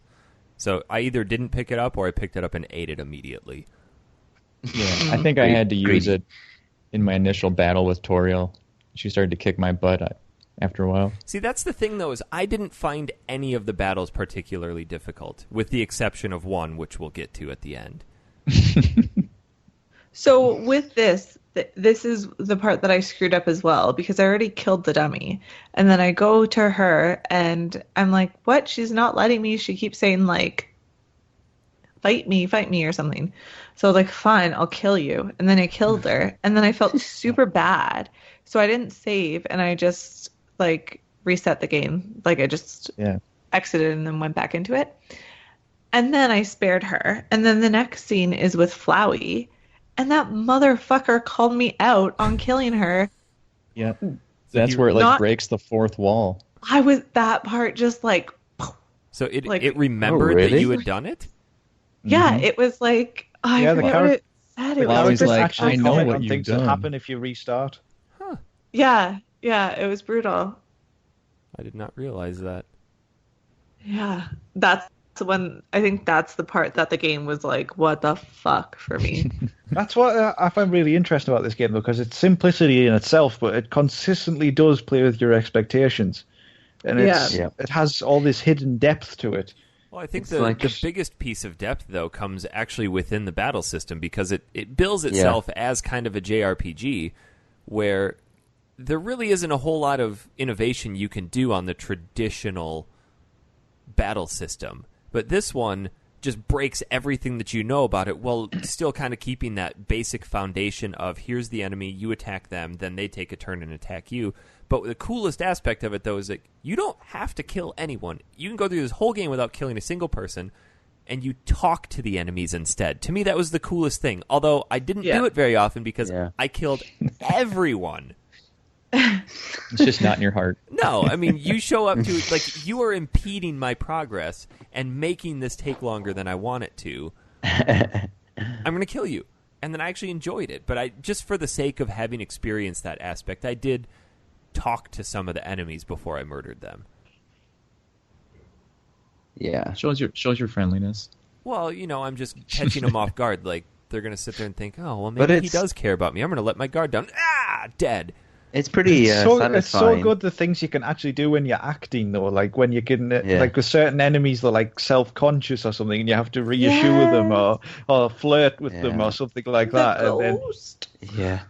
I mean, it's pretty for me- satisfying to take down a boss with acting and just talking. Yeah. That's the real Did- sense of achievement. I think I never bothered. So I think Did that mouse? Did you guys ever get anything from that mouse that kept showing up? what was that about? I just I thought that never was knew what that was Oh. about. goofy, like the save point. The save points are great. Every time it's just tells you like there's Did a it little fill you with scene. determination. Yeah. Yeah. There's a little scene like Determination, there's a bowl of cold spaghetti by a microwave and you go up to the save point and it's like knowing that the mouse might someday figure out how to heat up this bowl of spaghetti fills you with determination. Like I didn't know there was actually anything tied to that. I don't know if there is. Yeah, I didn't find anything. But then Because the I just next kept one talking. the next one down the road is like this spaghetti has sat here for so long that it's crystallized and that fills you with determination. Like, what? I loved those. They always made me laugh, no matter what. Like there's one where it's like seeing this random laboratory in the middle of a lava world or something fills you with Yeah. determination. I was like, what? Yeah. There's some This great is, lines this is in my this game. favorite thing about this game, the dialogue. It's consistently amusing and just so out there. Like, I've been talking about it all week. I've mentioned it a few times to you guys where there's just one bit where I just went to read a sign like you would do in Pokemon or something and just said, warning, dog marriage. And I just laughed for about 5 minutes. I thought it was hilarious. I saw that one. Amazing. Where was that one? In the God. ice world. Oh. Snowden. When you're doing all those puzzles for the what are the names? Sand, Sands. Cyrus. Yeah. There's another one with a sign where, you know, when you got the flower seeds where you can make a bridge. Yes. Oh, yes. You could make a bridge over to a sign and it went, you've just wasted your Oh, time or something. Oh yes, Yeah. that was so Yeah. good. Yeah. Congratulations, you lost this puzzle or something. Yes. You failed this puzzle, yeah. The puzzles That in one this was game so- aren't super difficult, but they're super inventive. Like the one where they have that big platform with all those different colored squares, and then Papyrus goes through to tell you about what each of the different colored squares does. And then he's like, all right, Oh, good I luck. was so worried. And then the puzzle just goes, and it's one color that you can just walk across. He's like, oh. No I problem. actually His puzzles were the took notes. best. I took notes thinking of which colour did what. Thinking it was going to be really difficult. Yeah. But then Like later on, that puzzle returns. And you have to actually Yeah. do it. Yeah, you actually have to do it. Yeah. So, But that Like was- you have no hope of remembering what to do. That little dude that was like, towards the end, he was like, remember my name, it's Fire something man, Fire Heat Man or something. Mhm. And I wrote that down because I was like, fuck, I'm going to forget it. I'm going to get it confused. And you just go up to him. He's like, do you remember my name? Yes, that's it. Don't have to say the name. the depth. Oh, so good. So overall, getting back to the actual story of the game, you are trying to find a way out. And Toriel tells you, do not let Asgore take your soul. And she just leaves by saying his plan cannot be allowed to succeed. You don't necessarily know what his plan is yet, but you have this big warning sign of like, hey, keep your soul safe. And the way that they kind of disperse plot points throughout this game, you don't necessarily know that it's plot. You kind of just think it's a little bit of backstory, but it all starts to piece itself together as you go. Yeah. Did anybody come across the cameras in the bushes? Yes. Yeah, Yeah. right after the... There was one behind when the you got out of the waterfall ruins. as well. There were The waterfall, the that's the one I bushes. saw. there are a bunch of cameras everywhere, and it kind of comes. Oh! It explains later when you come to Elphys. That's hilarious. time, Oh, like- she was the worst character in the game. She was so annoying. Well, we'll get there. We'll get there. Speaking of characters that were crazy pants, was it the Tremmy? Timmy? Tremmy? What Ooh. Temmie. Temmie. Temmie's. Like my Yeah. favorite things in the world. I loved them. What are those? They're just so cute. They're the little like super hyper fangirly ones that were just adorable. Did you found the Temmie village? No, but I heard about it and I was Is very that sad where- that I didn't find it. That's where you're walking along those illuminated mushrooms, and you can go down Yeah. across a black gap. Yep. I was too far Oh, past. I didn't to find go that. back. You can miss so I'm going to much have in to this replay game. this game. Yeah, you can send the Temmie that runs the shop to college, and then you can get like superpowered armor from him. But it doesn't Really? it cost like That's so 2,000 cute. gold? It's expensive. There's like this one little thing you can do where that turtle that is a shop owner. Yeah. You can walk back and forth between the two shops. You can buy like these lenses from the turtle and then sell them at the Temmie shop, and you can build up a lot of money pretty fast that way.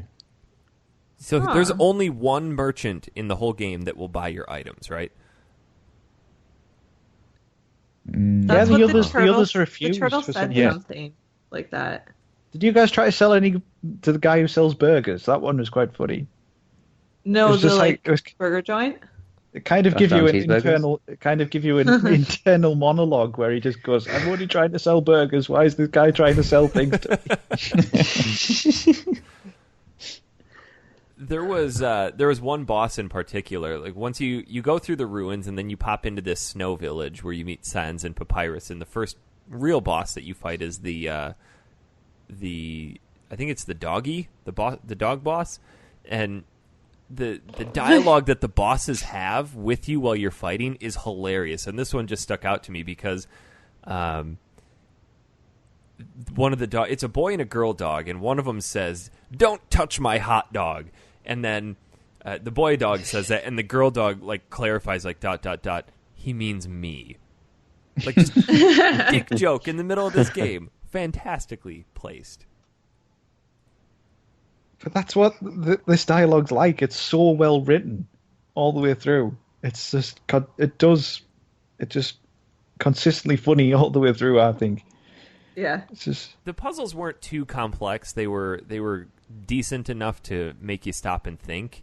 Like what the puzzles where you had to go across the ice and figure out how to make it around without turning the X's Yeah. to reminds me so much of an old Pokemon. That Yes. I like that one puzzle with the rock that you had to talk to. that was funny. It's still a rock. No, what? He's Those like, are the oh, you snow want me to go a little puffs further? or- Oh, you want me to stay there? Oh, yeah, that one. Yeah, the The snow snow puffs puffs was were good funny there. as well, Jess. Like surprisingly, Surprise. it's still a snow puff. Did anybody try to spend the night at the Snowden Inn? No, it's too expensive. Yes. You Where come back you don't downstairs and the guy's like, "You look like you had a great night's sleep," which is incredible because you were only there for like 2 minutes. Here's your money back. Pay me if you're going to stay Yeah. overnight. Like, I thought that I just messed it up and didn't like sleep for long enough when I went down. I was like, oh. Were those three things like sleeping in that bed up there? Was that anything? no, I didn't. No. I don't think you could go back up there and look. Okay. Yeah, you No, I couldn't tried to go up. back up and you couldn't. Yeah. There was a bar there too. Did anybody go into the bar and talk to everybody in the bar? Yeah. Yes. Yeah. So funny. So there's a bartender made out of fire who offers you a glass of water, and there's this internal thought of like, boy, he's offering you ask him for a drink, he's like, no, I don't touch the stuff, which I thought was really cool because it's fire, and if he touches water, he'll kill himself. Yeah. But then there's a fire exit in the back, so if you go to leave it, it's like, hey, you can't leave here because you're not made of fire. It's just so stupid. Now, Eric, with your genocide run, did your town start to like empty out? Snowden? I guess I don't recall. Is Did that you guys actually go back at all? I just kept moving forward. Yeah. No, went I back just for kept the moving date. forward. I for went the back date to with hang out with- Papyrus. Yeah. See, I murdered Papyrus. Oh, that bit was hilarious. You murdered him. I killed him I That's spared So Papyrus. lovable, though. How could you kill Papyrus? because Should've I kept wanted him. to kill everyone. Yeah, but Come Eric, back to because my you house did and that, do what things. yeah, you missed out on the whole Papyrus date scene. I which read is about just that It's absolutely afterwards. brilliant. glorious. What is it? It's really good.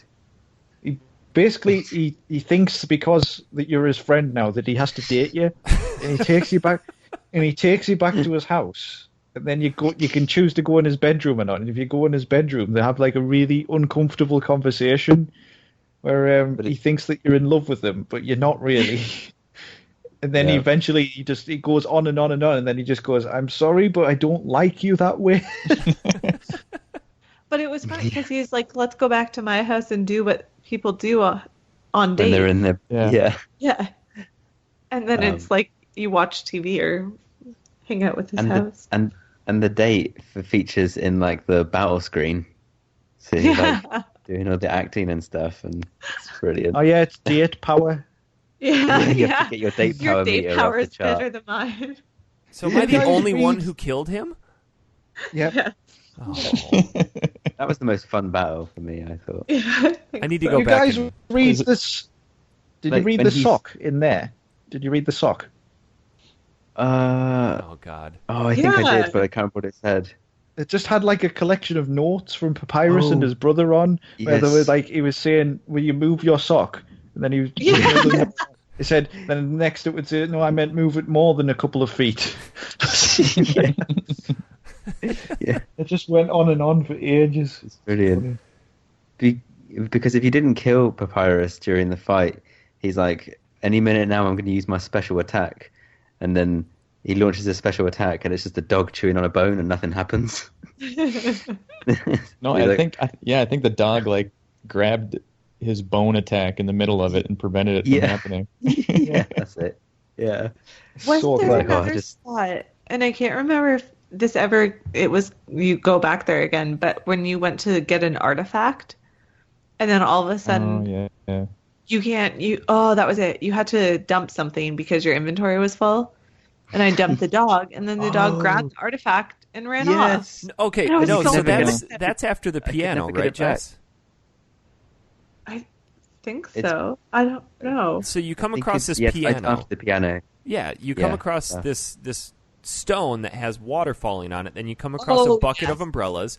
You go back, you put the umbrella on the stone, and then the water starts falling off onto smaller stones and plays a tune. You have to go to the piano and play that tune and go through the door that appears, and there's an apple sitting there. And it won't let you pick it up because you have too many dogs in your inventory. Like, what the hell is this talking about? I never picked up a dog anywhere. So then I look in my inventory, and sure enough, there's a dog sitting in there. So you use it, or you drop it, and then the dog pops out on the ground and grabs the apple and runs away. Like, what the hell was that all about? But because Yeah. you had to dump the dog, because if you use something else, it would still say you had too many dogs in your inventory. Yeah, but then you don't What get if- to and- pick up the artifact anyway. What if you Yeah. left the room and then dropped the dog? Could you then go back in and get it? Oh, I don't Sounds know. brilliant. We didn't try it. Ah, Man, We'll this never game know. needs another playthrough. Yeah. There are yeah. so many things that you can miss here. But then it after you left that artifact room, you had that one item in your inventory for like the rest of the game, and every time you used it, it just filled up your inventory with Dog residue. dog. Oh, that yeah, was is that what it was? the worst. No, dog residue saved my bacon in the end. because That never happened to me. I had one But dog it's just residue, nothing. and when you use it, it fills it up with either dog residue or dog salad. Mm-hmm. So what I would do is I Oh. would fill up my inventory, get a couple of dog salads, drop all but one dog residue, move the dog salads over to a box, use the dog residue again, and it's just a way to get free health items. I used it in a battle because I thought that whatever, it'd be helpful. And then it just filled up my inventory with dog residue. And then I died. There and should I was have been at least one dog salad in there, which will maybe fill up 1 HP, sometimes full. It just, you don't know. so funny. Can we talk about the nice cream for a minute? And then instant noodles. Oh. The nice cream. Did you buy any nice cream? I bought, that's all I used was nice cream because I liked how it made me feel in battle. So it's your health item that when you utilize it, it gives you a compliment and then heals you. It's like, you look nice today. Really? Oh, it's so awesome. Yeah. And you could use it twice, couldn't you? Each one? Yes. Or was that something? Yeah. No, was it? I There was you one could. healing item you could use twice. There was one healing item you could use twice, yeah. Can't remember which one it was. I don't think the clam burgers did anything special. Did any of you guys have that stick item? The actual And then- stick? Yeah, any dog enemy, you could use the stick as an item, and they would like go chasing after the stick. Really? Yeah, And then would that count as like sparing? yeah, you could use that, and then go ahead and have mercy on them. That's hilarious. Man, this is a clever game. I think So good. Yeah. my The instant favorite. noodles. Oh yeah, Did anyone use those? I did in the What was final it? boss. I'm like, what is taking so long? Oh my god. Like you eat them and then it's like you removed the instant noodles from their package and put water on to boil. Dot dot dot dot dot dot dot dot dot dot dot dot dot. 3 The water minutes to a started boil. boiling. Yeah. Because when it first puts it on, it's like, it'll take 5 minutes to boil the water. I'm like, is this really going to take 5 minutes? And then it just clips Yes. through a bunch of ellipses, and it's like 3 minutes. Dot dot dot. It's a good item. But then it also it's like you ate the noodles, they were very bland. You put the flavor pack in. You ate the noodles again, they were much better.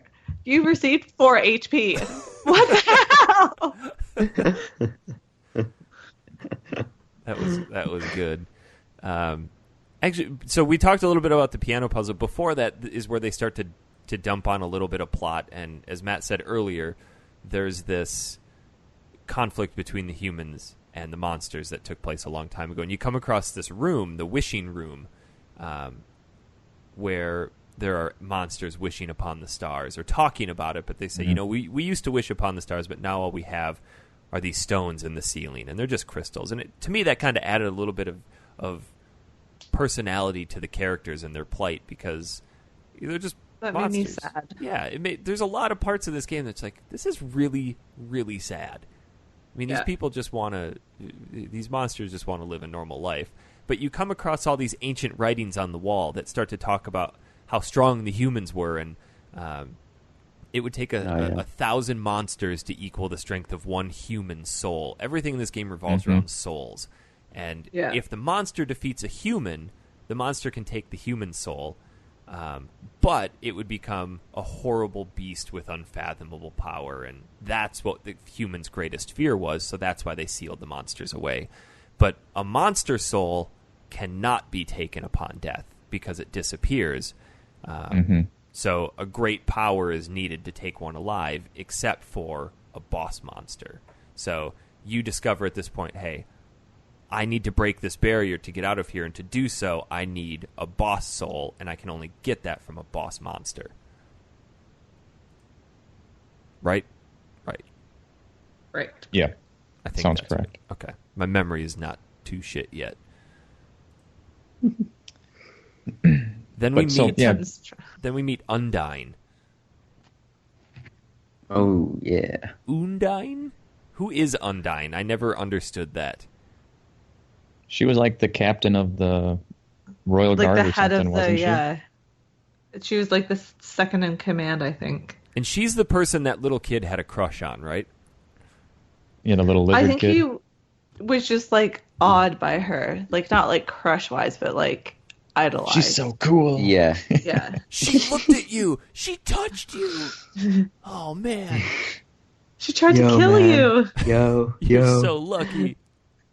And that little kid, he saves your bacon when you're walking through that tall grass. And I thought he Yeah. killed her, or I thought she killed him. Me too. Because she lifts him up.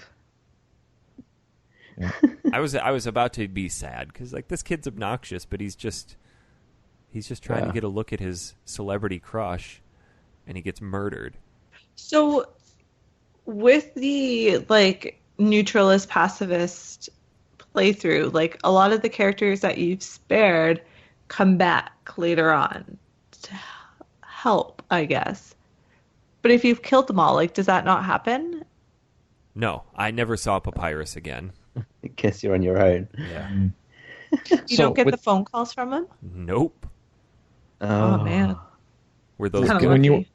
when you were battling Undyne, then Eric, like in the pacifist route, you kind of like keep running away from her, but did you just kill her like right away? So there was that section where you're running away from her blue spears, which was super I hard. thought that bit was really cool. Yeah. Yeah. Really cool, though. And then they Yeah. add this big maze that you have to try to get through, and I got myself pushed into so many corners. Yeah. No, I didn't just turn around and fight her right away. No, but like when you get to the cave and she's on the top of the mountain. Yeah, if you did the same as me, Eric, you would have killed her straight away there because you fight her and Oh, then yeah. she dies. Yeah. Oh, Really really? difficult fight though. When you actually fight her, she doesn't like die. She kind of fights against it, and she's like, "I'm not going to die." And then she gets weaker and weaker, and attacks are easier to dodge, and it's actually interesting. It's actually really sad. I find this interesting because I feel as the story goes on, you kind of discovering that the humans are more the monsters than the actual monsters. And you don't Yeah. realize This game- that as a that human. was deep right there. Yeah. Hers had a really interesting battle dynamic too for the mini game where she's shooting these arrows at you from either side, but she gives you a shield to protect yourself. And you have to spin around and block those arrows, but then the yellow arrows come in, and when you block those, they jump around to your back, so you have to turn them around. Or you have to turn That around was really so quick. difficult. And then they They start just shooting spin like around. 3 or 4 yellow And they get ones. faster and faster. Oh, it's so Yeah. hard. Yeah. I died a couple of times with that one. I don't think I ever died. I did. I was so frustrated because I played it on my Mac and it was like a really mushy keyboard and the arrow keys were are like right next to each so other. slow to kind of Mind you, move. it's a $2,000 mushy keyboard. It is. So then I just grabbed my $20 keyboard, plugged it in, and that worked much better. Didn't you plug a controller in and play it like a normal human? Oh, I played it on keyboard as well. I played it on You didn't- keyboard too. What? Fuck off. I didn't even think about that. Plug your PS4 controller in, son. Jess doesn't have one because she's an idiot. I know. So for those of you that kept her alive, did any of you see the like kind of little mini game where you go She through just like a cooking chases you. class with her? Oh, Later on Okay, in the so game? she was pissed at me. And then at the end, it gave me the option to go back, and I just didn't at this point. So is this where you utilize that water cooler to give her water? Yes. Yeah. I was What wondering would the happen hell- if you didn't give her water? Like, would she die at that point? I don't know. More unanswered No. questions. I read somewhere that you can just empty the water cooler out in front of her, which would be an awesome way to kill somebody instead That's of killing so her in battle. mean. Like you just keep taking cups of water and eventually it'll be empty. Oh my god. But like Dan said, that was the one battle that I actually kind of felt bad about killing her because she's just trying to protect everybody. And here you are, just beating her down time after time. Yeah, her monologue was sad. I don't actually want to hurt you or something. Like, this is my Yeah, for that's my right. friends. Did you ever think about all those people that you killed and they would never went home and they never had this and they had families and feel really bad because you fucking killed that dummy? It's the worst. So there's a part where it goes to a black screen, and somebody or a disembodied voice addresses you and just says, "Fallen, my name is ... and then it flashes to a white screen. Did anybody else get that? No. I don't remember that. I don't think I did. Because that was kind of right before a big plot dump where you meet this turtle who talks about the prophecy. I think this is the picture that you posted, Dan, of the guy that you thought would look like Bert. Yep. So if you talk to the vendors, they actually expand a lot more on the story as well, because there is a talk option instead of just buy, sell, or leave. He talks about the prophecy of an angel who's going to descend from the surface and bring freedom to the monsters. And then 7 magicians sealed them underground, and then so 7 human magicians sealed the monsters underground, so only something as powerful or equivalent to 7 human souls attacking the barrier at once can break it. And this is where they tell you, or he tells you, that the monsters already have 6 souls. You're the 7th. And that's why Undyne was hunting you. Yeah. Mm-hmm. Because they need you to free themselves, but you need them to free yourself. Right? Yes. Yes. I'm trying. But in the end, even if they did get out, I mean, wouldn't the humans just be able to capture them again right away? And it's like, But I think the 7 souls would make this really tough creature. Well,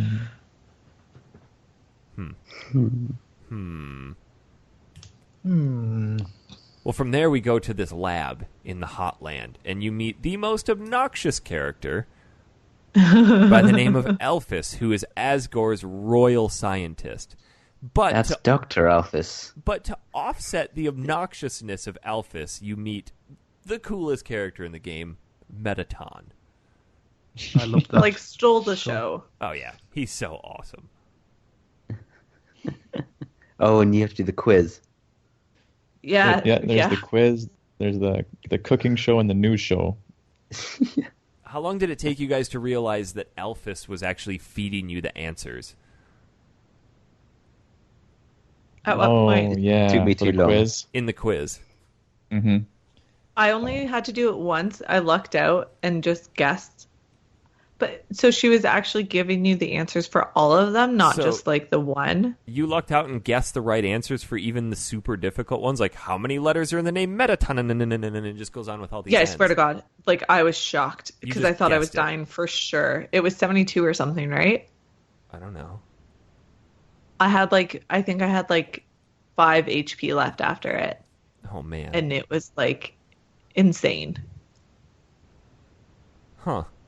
Where was she giving you the answers though? If I'm you really look at her, irritated. she'll occasionally change her form or change her stance and flash one of the answers to you, the A, B, C, or D. Yeah. Really? Yeah, she formed a letter with her hands. Mm-hmm. Really? Damn it. Oh, I never noticed that. I didn't notice that either. My favourite one is the question where he asked you, why do you love Metaton so much? And you could write an essay. It's keep typing. I didn't realise at first that you couldn't. I thought it was just hitting Z and X, and then eventually I realised that you can actually type. Yeah. Oh, really? Yeah, Yeah. yeah. So good. You get points depending on. I think on that fight, when you don't fight them properly, you have to get the ratings up to a certain level to beat them, something Yeah. like that. Is that But I the just killed. I just killed. Focus on the ratings. that's the extra form when he turns Yes. into the rock star? Yeah. Yeah. Oh, my God.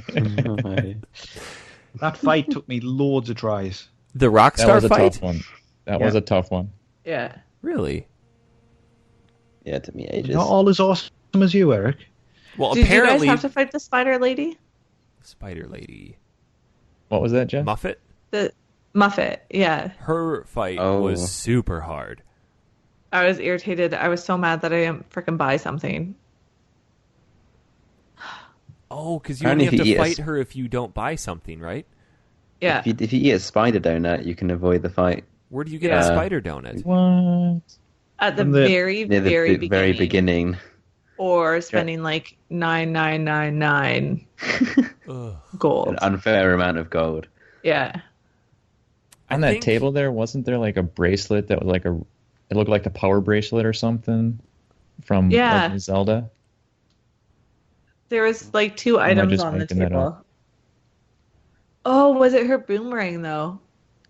It was something. I thought it made a reference to Legend of Zelda, but I could just be making that up right now. Well, sounds accurate. This game, like in this section of the game, I had a note about my favorite enemy in the game called the Sunder Plane. Anybody else fight the Sunder Plane?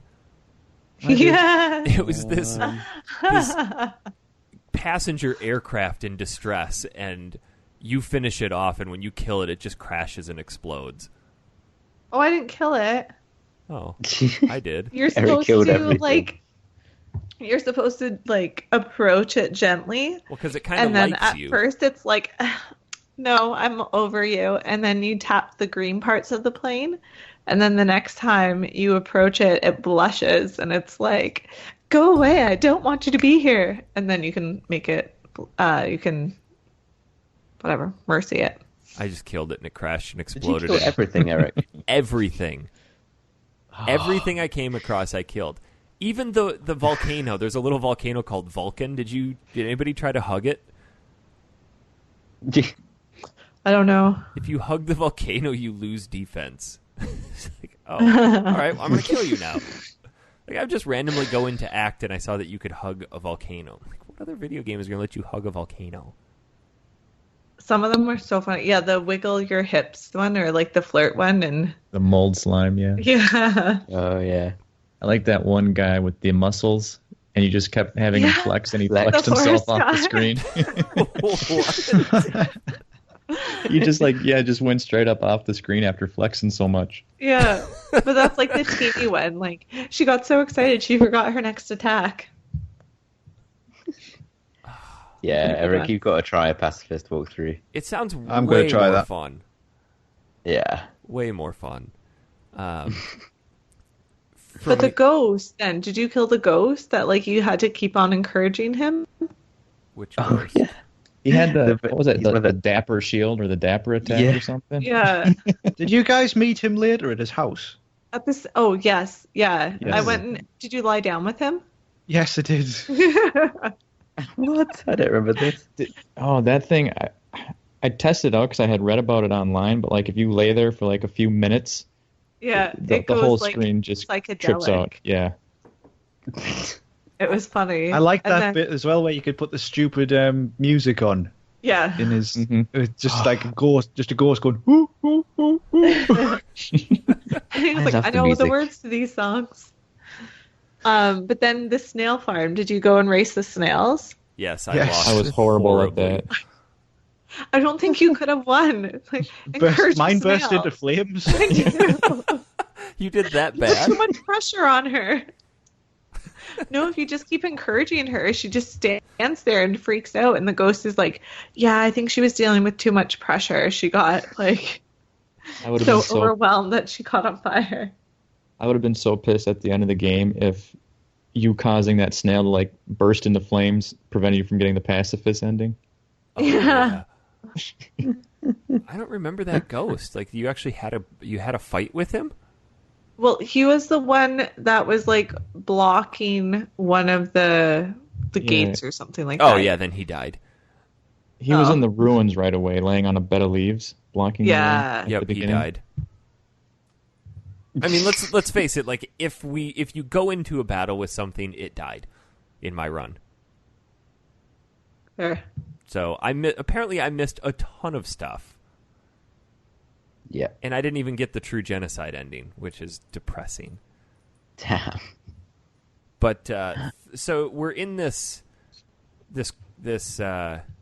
laboratory, and we discover we need to get to the core.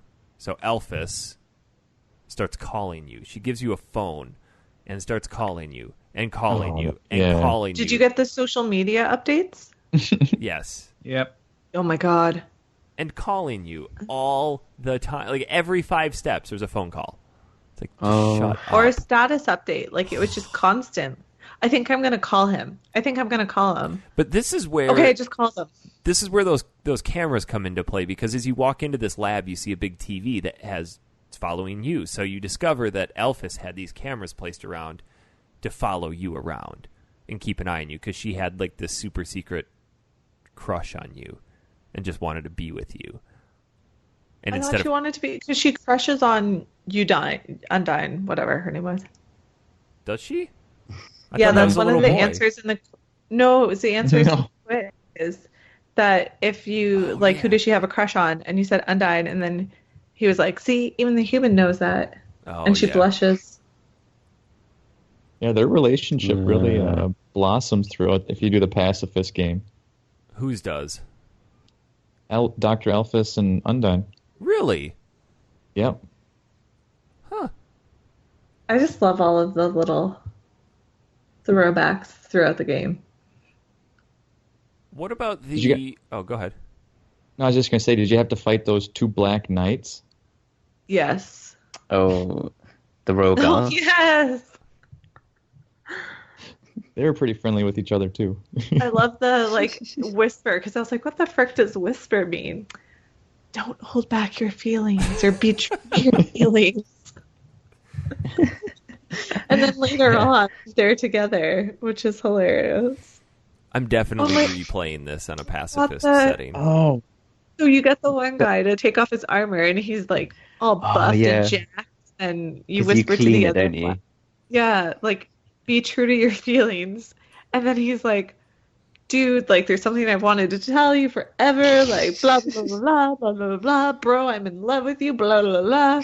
And then the other this is dot, dot, dot. And then it goes back to the first one. He's like, psych, bro, I didn't mean any of that. That's so funny. Yeah. One of the coolest parts, I think, that we're just coming up to is the Final Fantasy VI opera scene. Yeah. With the Romeo and Juliet play? Yeah. That was so weird. Oh, I don't remember. There was a lot of homages to other games and memes within this. Yeah. Because Metaton, you have to fight him 3 times. So the first time, like we said, was a game show. The second time was a cooking show. Where you put eggs and flour and sugar into a bowl, and he's like, oh, well, we need the last ingredient, and it's a human soul. And she's like, wait a minute, can we... Alpha steps in, and she's like, there's a substitution for it, you can use this. She's like, oh, okay. I'm vegan. Yeah, we have that over here, and it's on this platform, and then he fires the platform into the sky, and you apparently have a jetpack on your phone that launches you up to get it, and that's what saves you from having to sacrifice yourself for a cake. And then... Did you guys all get that on your first try? Yeah. Yeah. Yeah. Was it possible to fail? I don't know. I just remember you had to avoid all the ingredients or whatever it was. Then there's the final showdown with Metaton was just a hilarious battle. But did you get the, I'm sure he said this to everyone, but just kidding, I didn't ever actually need that. It's a cooking show. I made the pie beforehand. Yes. God damn it. So the Metaton EX, you can't actually attack Metaton when he's in robot form, but you can act and get him to turn around, and there's a switch on his back, and he turns into just this super glam rock diva. And he's like, this is my final form, and I wasn't ready to unveil this to the world, but I guess now is as good a time as any. And it's just like this futuristic David Bowie. That poses constantly. He just does his little kicks, and these were the hardest mini games. Uses a disco ball and stuff. Mm-hmm. So if you don't try to kill him, I was trying to murder him as fast as possible. What's that whole ratings thing in the top? That, you have to get to a certain level and the battle ends. How do you get his ratings up? Yeah. He asks you quiz questions and stuff, right? And you can just type responses and stuff. Isn't it if you ignore him? I know that there's an option to turn away from him. Well, there's different actions you could do that would raise the viewing points up or the ratings points up. But you could use some items too. That there was some items that would raise your points as well. See, but that I think was it was a lot of fun trying to figure out, and sometimes super frustrating, figuring out what actions would actually work for you within those games. Because you would usually have like 3 options, like hug this person, encourage this person, take off the extra decorations on this person. I just killed him as quick as possible. Fair. Of course you did. Just the 1-to-1 strategy there. Yeah. You must have had the rhythm down, getting that line in the middle every time. Yeah. Yeah. Well, by this point, you have a weapon that...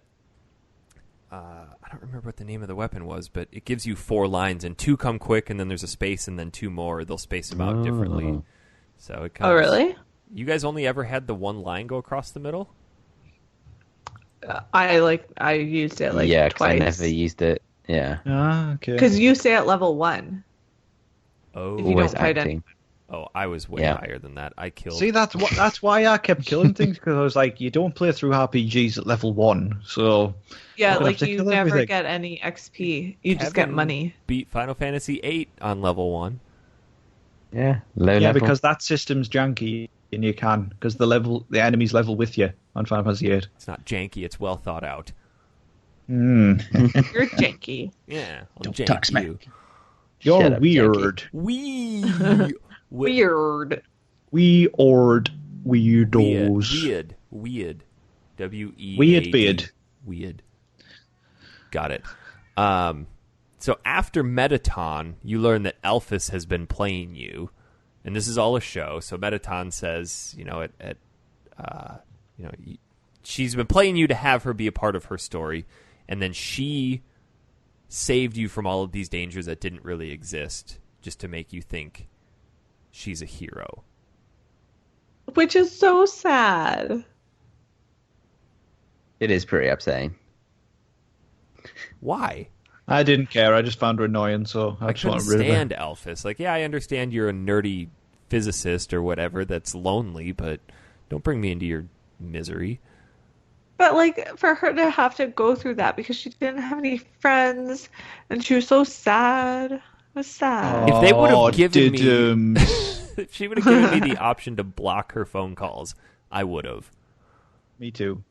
So after you kill Metaton, which I'm assuming I'm the only one that did? Yeah. No, I did too. Okay. Oh, Elphys okay. busts into the room right on cue when Metaton's like, hey, she's going to come in here and pretend to save you, but by that time you'd already killed him. Elphys kind of breaks down and is like, I need a minute. So you walk out, and after you leave, Elphys comes back out and Basically apologizes. yeah. And I think it was just his batteries were out. Oh, yeah. Yeah. So... And then she says that she lied to you. Mm-hmm. And just At that point. apologizes for everything and tells Yeah. you, hey, you need to And go says kill you need to Asgore. kill Asgore. Yeah. Which I'm So like, you all have to right, I go can with the do that. other I mean, I've killed everyone so far. Let's go kill him too. Not a problem. So you find Asgore's home, which this is a lot like Toriel's home, right? Mm-hmm. Was it the same Yeah. thing? No, it's right beside the ghost house, right? Or is that... Who had the fish house? Undyne had the fish house. Yeah. You could go to yeah. Undyne's house? Yeah, you can do like Yeah. a cooking mini game in there. Is that See, if she you didn't let save me her? in. Yeah. Oh, well, she died, so I didn't get to go. Sorry, Undyne. But this whole time, the game kind of plays up Asgore just being this huge kind of evil ruler. and so when you get there and you see him, he's just like this lovable goat looking thing. Well, when you go through his house, there are the monsters that you come across random battles that you don't get to fight, but there are just monsters telling you about the story of the first human, right? Oh, yeah, a long time ago, a human fell into the ruins and stuff like that. And That then- was the saddest part because they're all black, muted colors, and Yeah.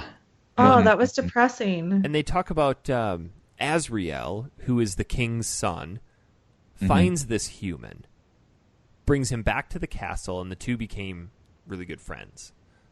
So the king and the queen treated this human child as their own. And for the first time in a long time, the underground was really kind of full of hope, and people were starting to feel good about the way things were. But then that human became sick and died. Mm-hmm. But before that human died, they said, hey, I'd like to see the flowers from my own village.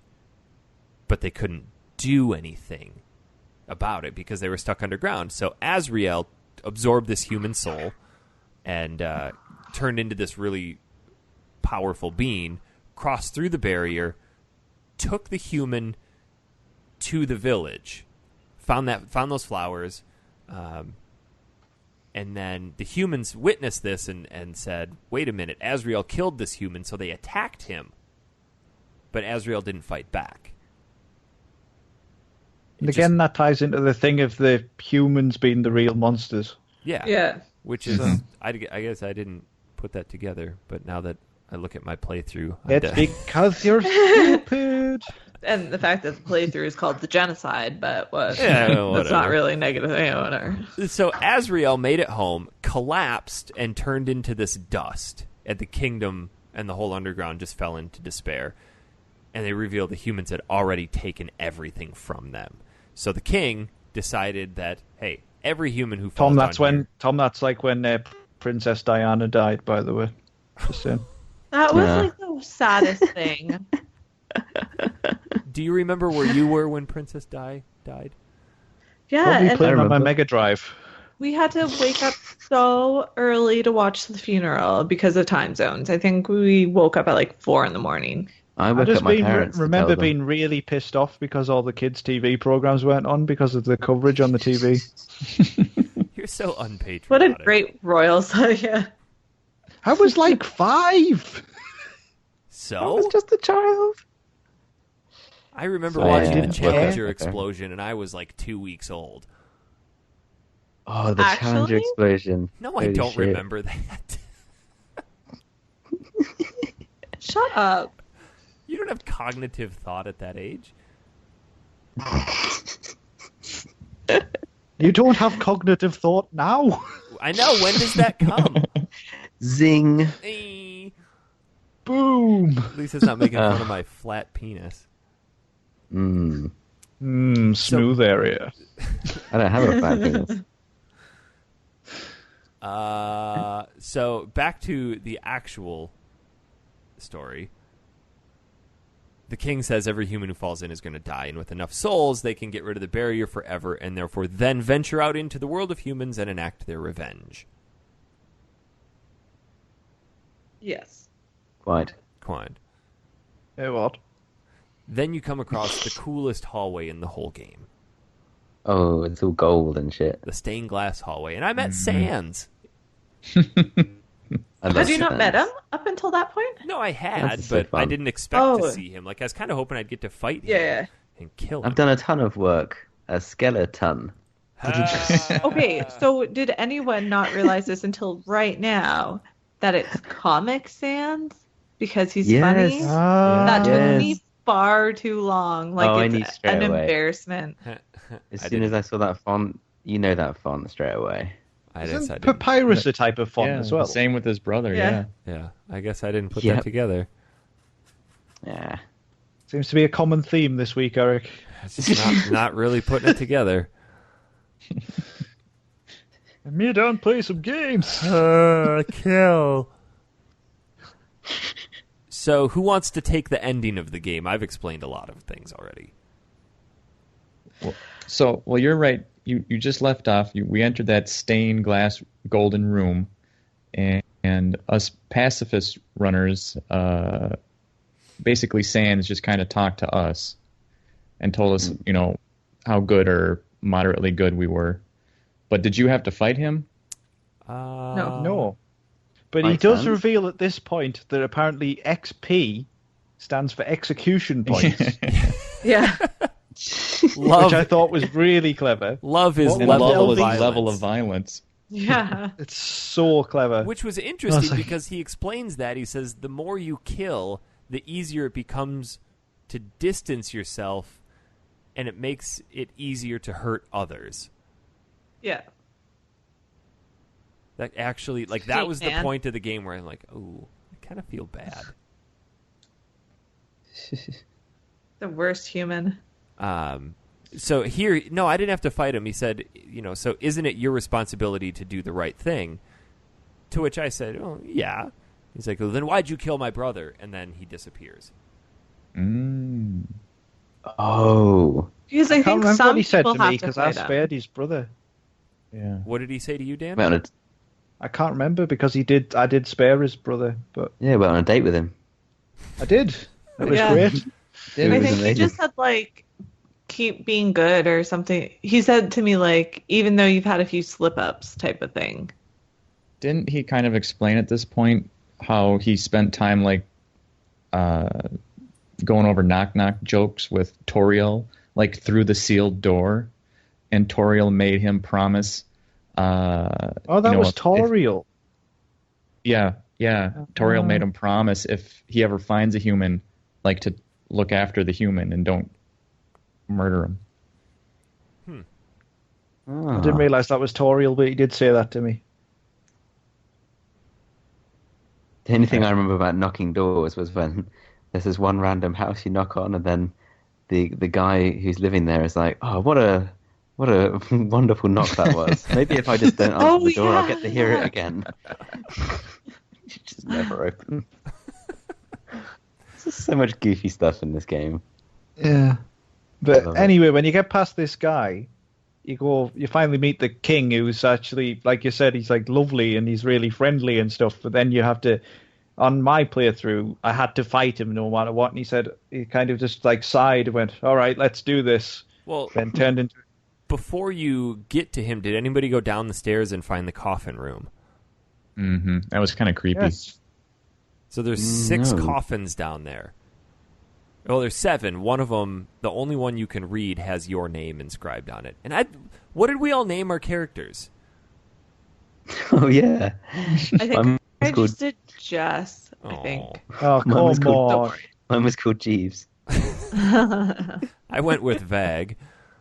And I went with the aptly named Shite. Yeah, I saw that. I'm so disappointed in myself now. Well, it did kind of look We're like you, Jess. disappointed in you too, Jess. Oh, damn it. Matt, what did you choose?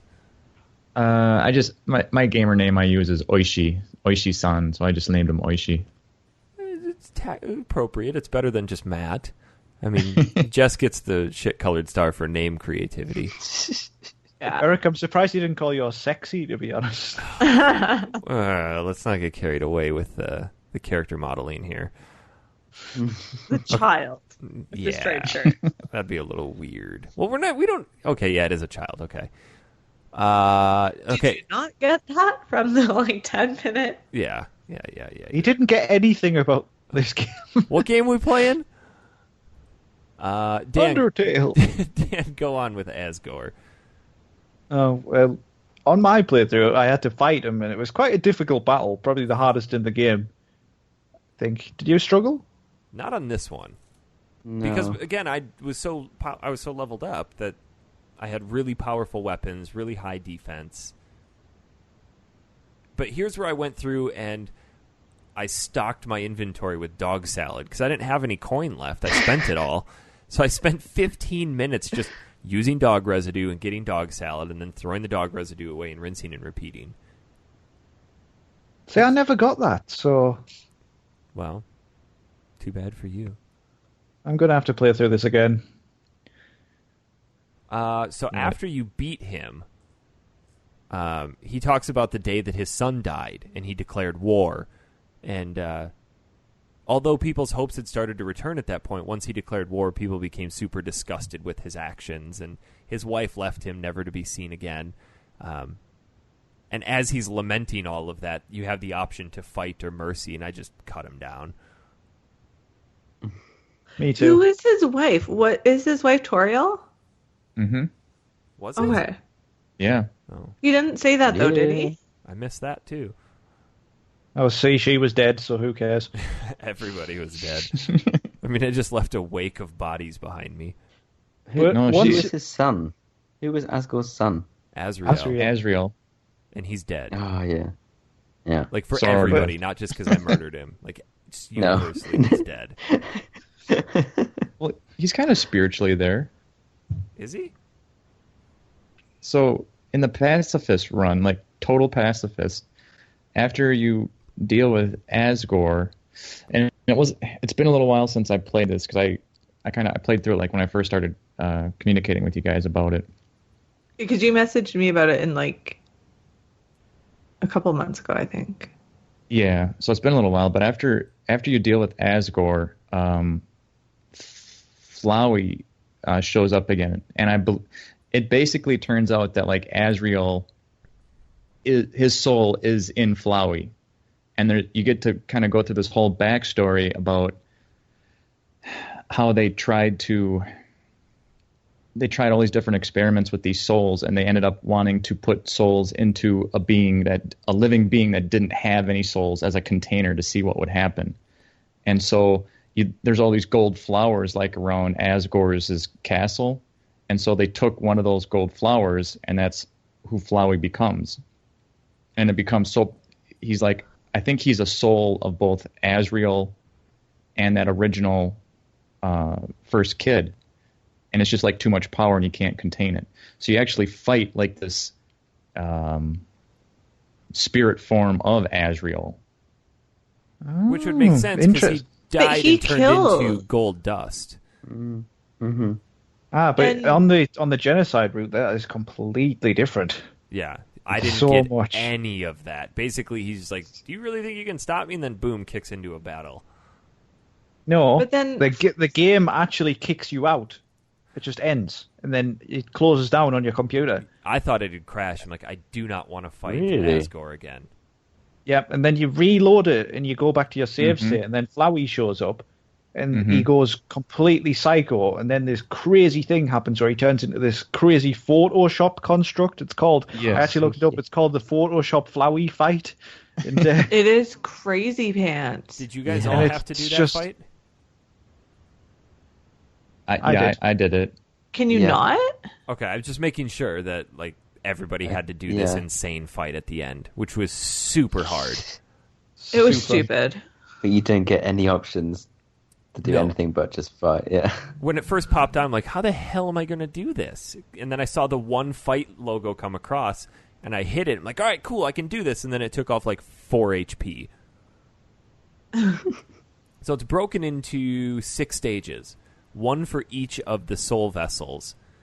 And you have these really intense barrage of power attacks that you need to avoid long enough to get one attack on him. And then it'll flip into a different mode where you're avoiding some stuff, and then it'll eventually turn into healing items that you can reheal, and then it moves on to the next soul, and it just repeats that 6 times.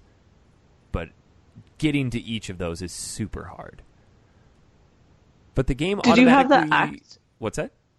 Did you have the act button? Yeah, you have to catch the act button while you're healing in order to switch it over. Yeah, it comes Yeah. down from the top, I think. But the Oh, game this is kinda when- saves between each heart. So if you die, you come back. You don't have to start the whole battle over again. You start at the heart or the soul form that you died at. And you will die a lot.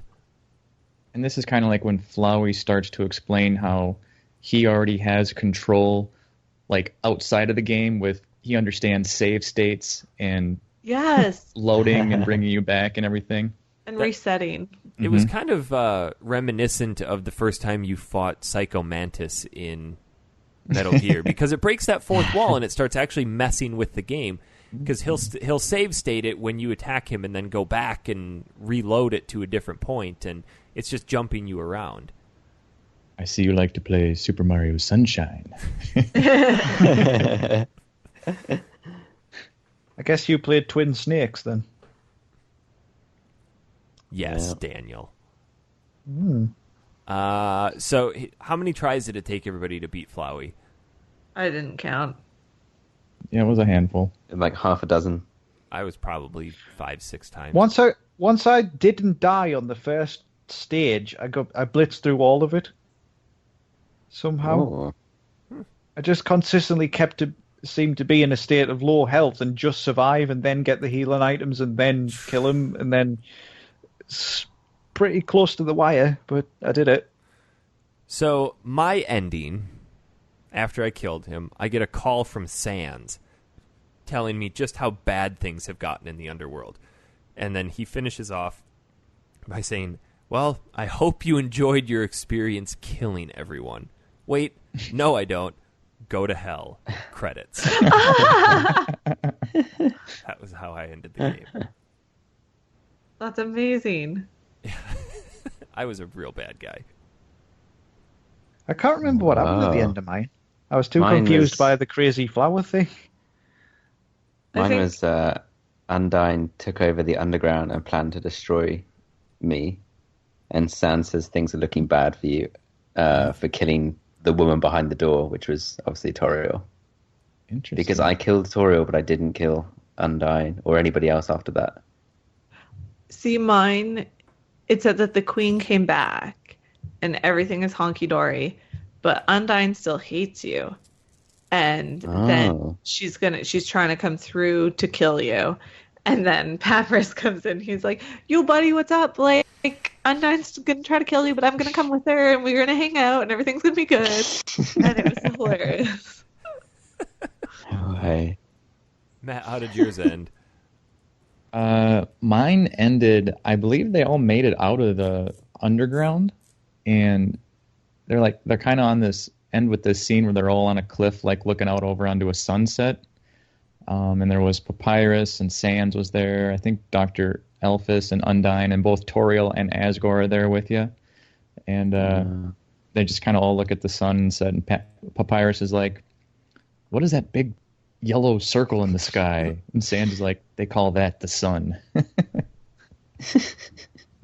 Oh, no, yeah, so mine said, hey, you weren't friends with Undyne. You probably want to be friends. Like, Flowey came up and said that. And then said, maybe you should go back to your save and go be friends with her. Yeah, that's right, Jess. I forgot about that. Like, you have to get the ending that I just talked about, like, you have to go back and do some more stuff after you beat the game. Yeah. Oh, shit. Yeah. Because there's like 10 different neutral endings, I think. Apparently, in like your next playthrough as well, depending on what you did, your ending changes again. So if you went full genocide the first time, then went pacifist, it would still remember that you'd done genocide and change the ending accordingly. I was reading about that. is- If you want to try to truly get some of the other endings, you have to completely remove this game from your Uninstall. computer. Yeah, Yeah. like Oh, wow. 100%. Wow. There's so many endings to this. Like, one of them, you have to Yeah. walk So funny. all the way back to the beginning of the game, and you can go through that ruins door. Oh, really? I don't know what happens outside there, but you can. So, Did any of you guys see the explanation about how your character's name is really Frisk? no. No? Yes. Oh, what happens if Yeah, you that name was the character something Frisk? too. It doesn't. I don't think it lets you. Oh, okay. Why? Where? How? I should have played through this game again, like within the last week, but it somehow your character's name turns out to be Frisk, and it goes into this backstory about how you're incorporated somehow into the storyline more. Oh. Oh, weird. Interesting. Huh. Well, that's Undertale. I mean, I think we tried to make as much sense out of it as we could. It's one of those games you have to play for yourself to fully understand, I think. Oh, so if you name yourself Frisk, it activates hard mode. That's what happens. Oh. Yeah. Oh. So, It's not as good as name as shite. Activate shite mode. What did everybody think? Final thoughts on? So good. Very Get good. it? I enjoyed Very it. thoroughly enjoyed it a lot. Fantastic Yeah, it was surprisingly suggestion, good. Matt. Yeah. Yeah. Even though it's Thank you. not Thank you. retro, it's retro style, so we'll let it pass. Retro inspired. Yeah. Yeah. Speaking of Undertale, we do have a copy to give away this week. Yom, did you sort through all of the porn and contest accounts to choose a winner? I did. Ooh. But I'm going to have to load it up and get a... Well, then let's take our other email while you're getting ready for that. So we have an email from Mark Marcheshi. He says, to get straight to the point, I have a question for the Cheese and Pottery podcast. I have heard goat cheese described as tasting like how a dog after sitting in the hot sun smells. Would you spiffy cheese aficionados agree to this assessment? False statement. I love goat cheese, especially on pizza. Ooh, and goat cheese, like the cranberry goat cheese. Guys, you aren't doing the voices. Okay, sorry. Let me restart over. I believe that goat cheese, although not as widely accepted as traditional cow cheese, is fantastic when placed onto a pizza in a very generous fashion. But cow cheese is just so passé. The goat cheese is a little bit more exquisite, so when you can't eat believe goat you cheese, eat cow cheese. the proper form is to tighten the upper lip, put both pinkies firmly in the air, and have your butler feed it to you. Cow cheese is for barbarians and peasants. One does feel that goat cheese is rather shite. I feel that you're shite, good sir. You need to step your cheese game up, as Marcus would say. Step your cheese game up. I feel that you should stand that you're so shite.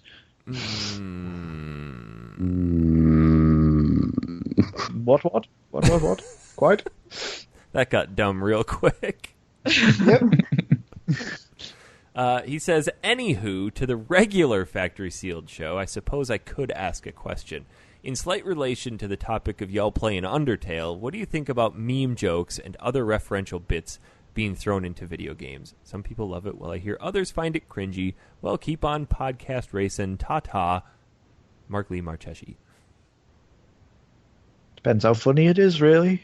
I don't necessarily like it. It works. Because it's too dependent on that particular time when the game was released.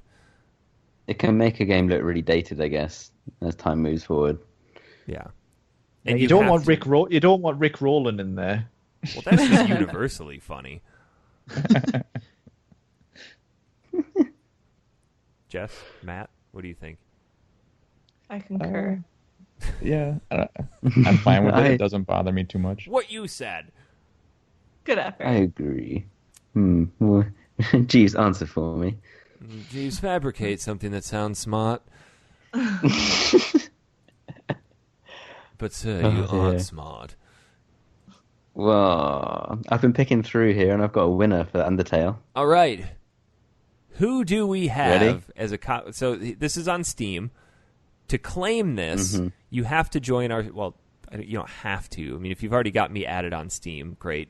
But if you don't, please join the Factory Sealed Steam group and shoot me an email or message me on Twitter with what your account name is, and I'll get you a copy of this. What? The winner is Max Greenwood. Max Greenwood? Shut up! That's my cousin! Congratulations.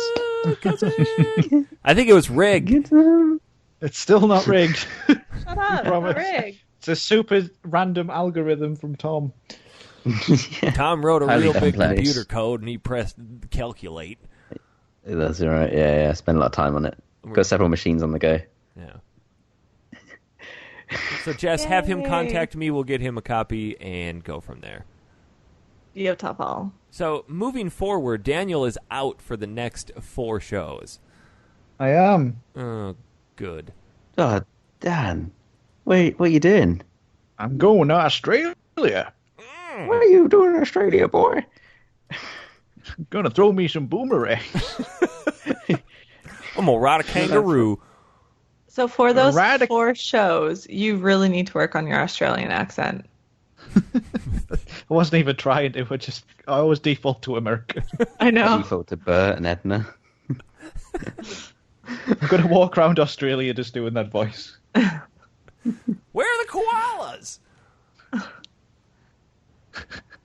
Next week, we have Broken Sword, The Shadow of the Templars, on various platforms. We'll probably be playing it on the personal computer. Oh, yes. Yes, perhaps. Matt, thank you very much for joining us this week. It's been a pleasure. Yeah. Well, thank you all for, providing such great content and, being awesome peeps. We didn't even pay you to say that. Nope. Unpaid endorsement. I don't believe anybody would really say that. Where's the jab in your back? Is that coming from Tom? Well, great content is Oh, yeah. 4 people titting about on a Sunday. That's what it is. Yeah. It's not shite. It's not shite. It's the best kind of shite. Matt, do you want to give any shout-outs for your Southwest Florida gaming stuff? If any of your listeners live in Southwest Florida area, check us out. We're on Facebook, Twitter, all over the place. It's just SWFL Gamers. We have monthly meetups, game nights, do a lot of trading and stuff. So just a group of guys that love hanging out and playing retro games. Heck yeah. Sweet. Get behind that. Where can we find you on Twitter, Matt?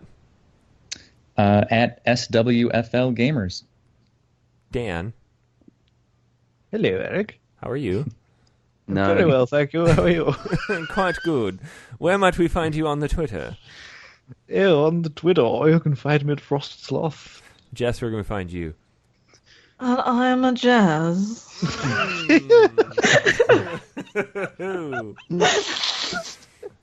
Bit rough around the edges. Maybe while Dan works on his Australian accent, you can work on your English. I can't even. No, sure. Yes. Okay. Oh, wow. Thomas, where Yeah. can we find you? At Hyperjelly. At Hyperjelly. You can find me at Honest Pizza. Dan, I was thinking about changing my Twitter name specifically for you What? to the Caramel Cran. Oh my god. I think Crag. Kragsvag Plag is better. That encompasses everything. So second American, Huh? before we all leave. Matt, how do you say crayon? What's that? The Crayola wax things that children use to color. Uh-huh. What do you call those? Crayons? Yes! Damn it. my god! Yes! Damn. No, it's unfair. We're both originally from Wisconsin, so What part of Wisconsin? right near Hudson, Wisconsin. Oh, shit, son. So yeah, we have the same accent going on there. You guys So, are killing me. You know what oofta it means then, right? What is it? Oofta? Oofta. Like just the phrase oofta. Like if you sit down real hard, you're like oofta or something Yeah. like that. Yeah, exactly. Yeah. Okay, good. Yeah. When you God. sit, when Like it- an when you exertion of- accidentally- Like when you accidentally sit down on your testicles. Is that what you do? I mean, That's what it sounds. it's a common problem. I forget to Can hike you them up. talk about things that Tom and I can connect with right now? Good one. Put it on the jar! That was the best one. That was better than Dan's. There's another one about Tom's smooth area. Ring that bell. Ding, ding, ding, ding, ding, ding, ding. It should be a hand. Did you guys download Mitomo? No. The What's that? Nintendo the Nintendo iPhone app or smartphone app? No. Oh yeah, it's the hot new thing out there right now. Too busy playing that shit game about the cats. Nico Atsume, I stopped playing Oh. that. Thank God for that. All right. Oh, me too. Well, if we don't have any other intelligent thoughts, which I'm pretty sure we don't, I think that's going to do it for this week. You can find us at facebook.com/factorysealed, factory-sealed.com, or on Twitter at factory_sealed. Guys, that's going to do it for this week. We will see you all next week, except for Dan.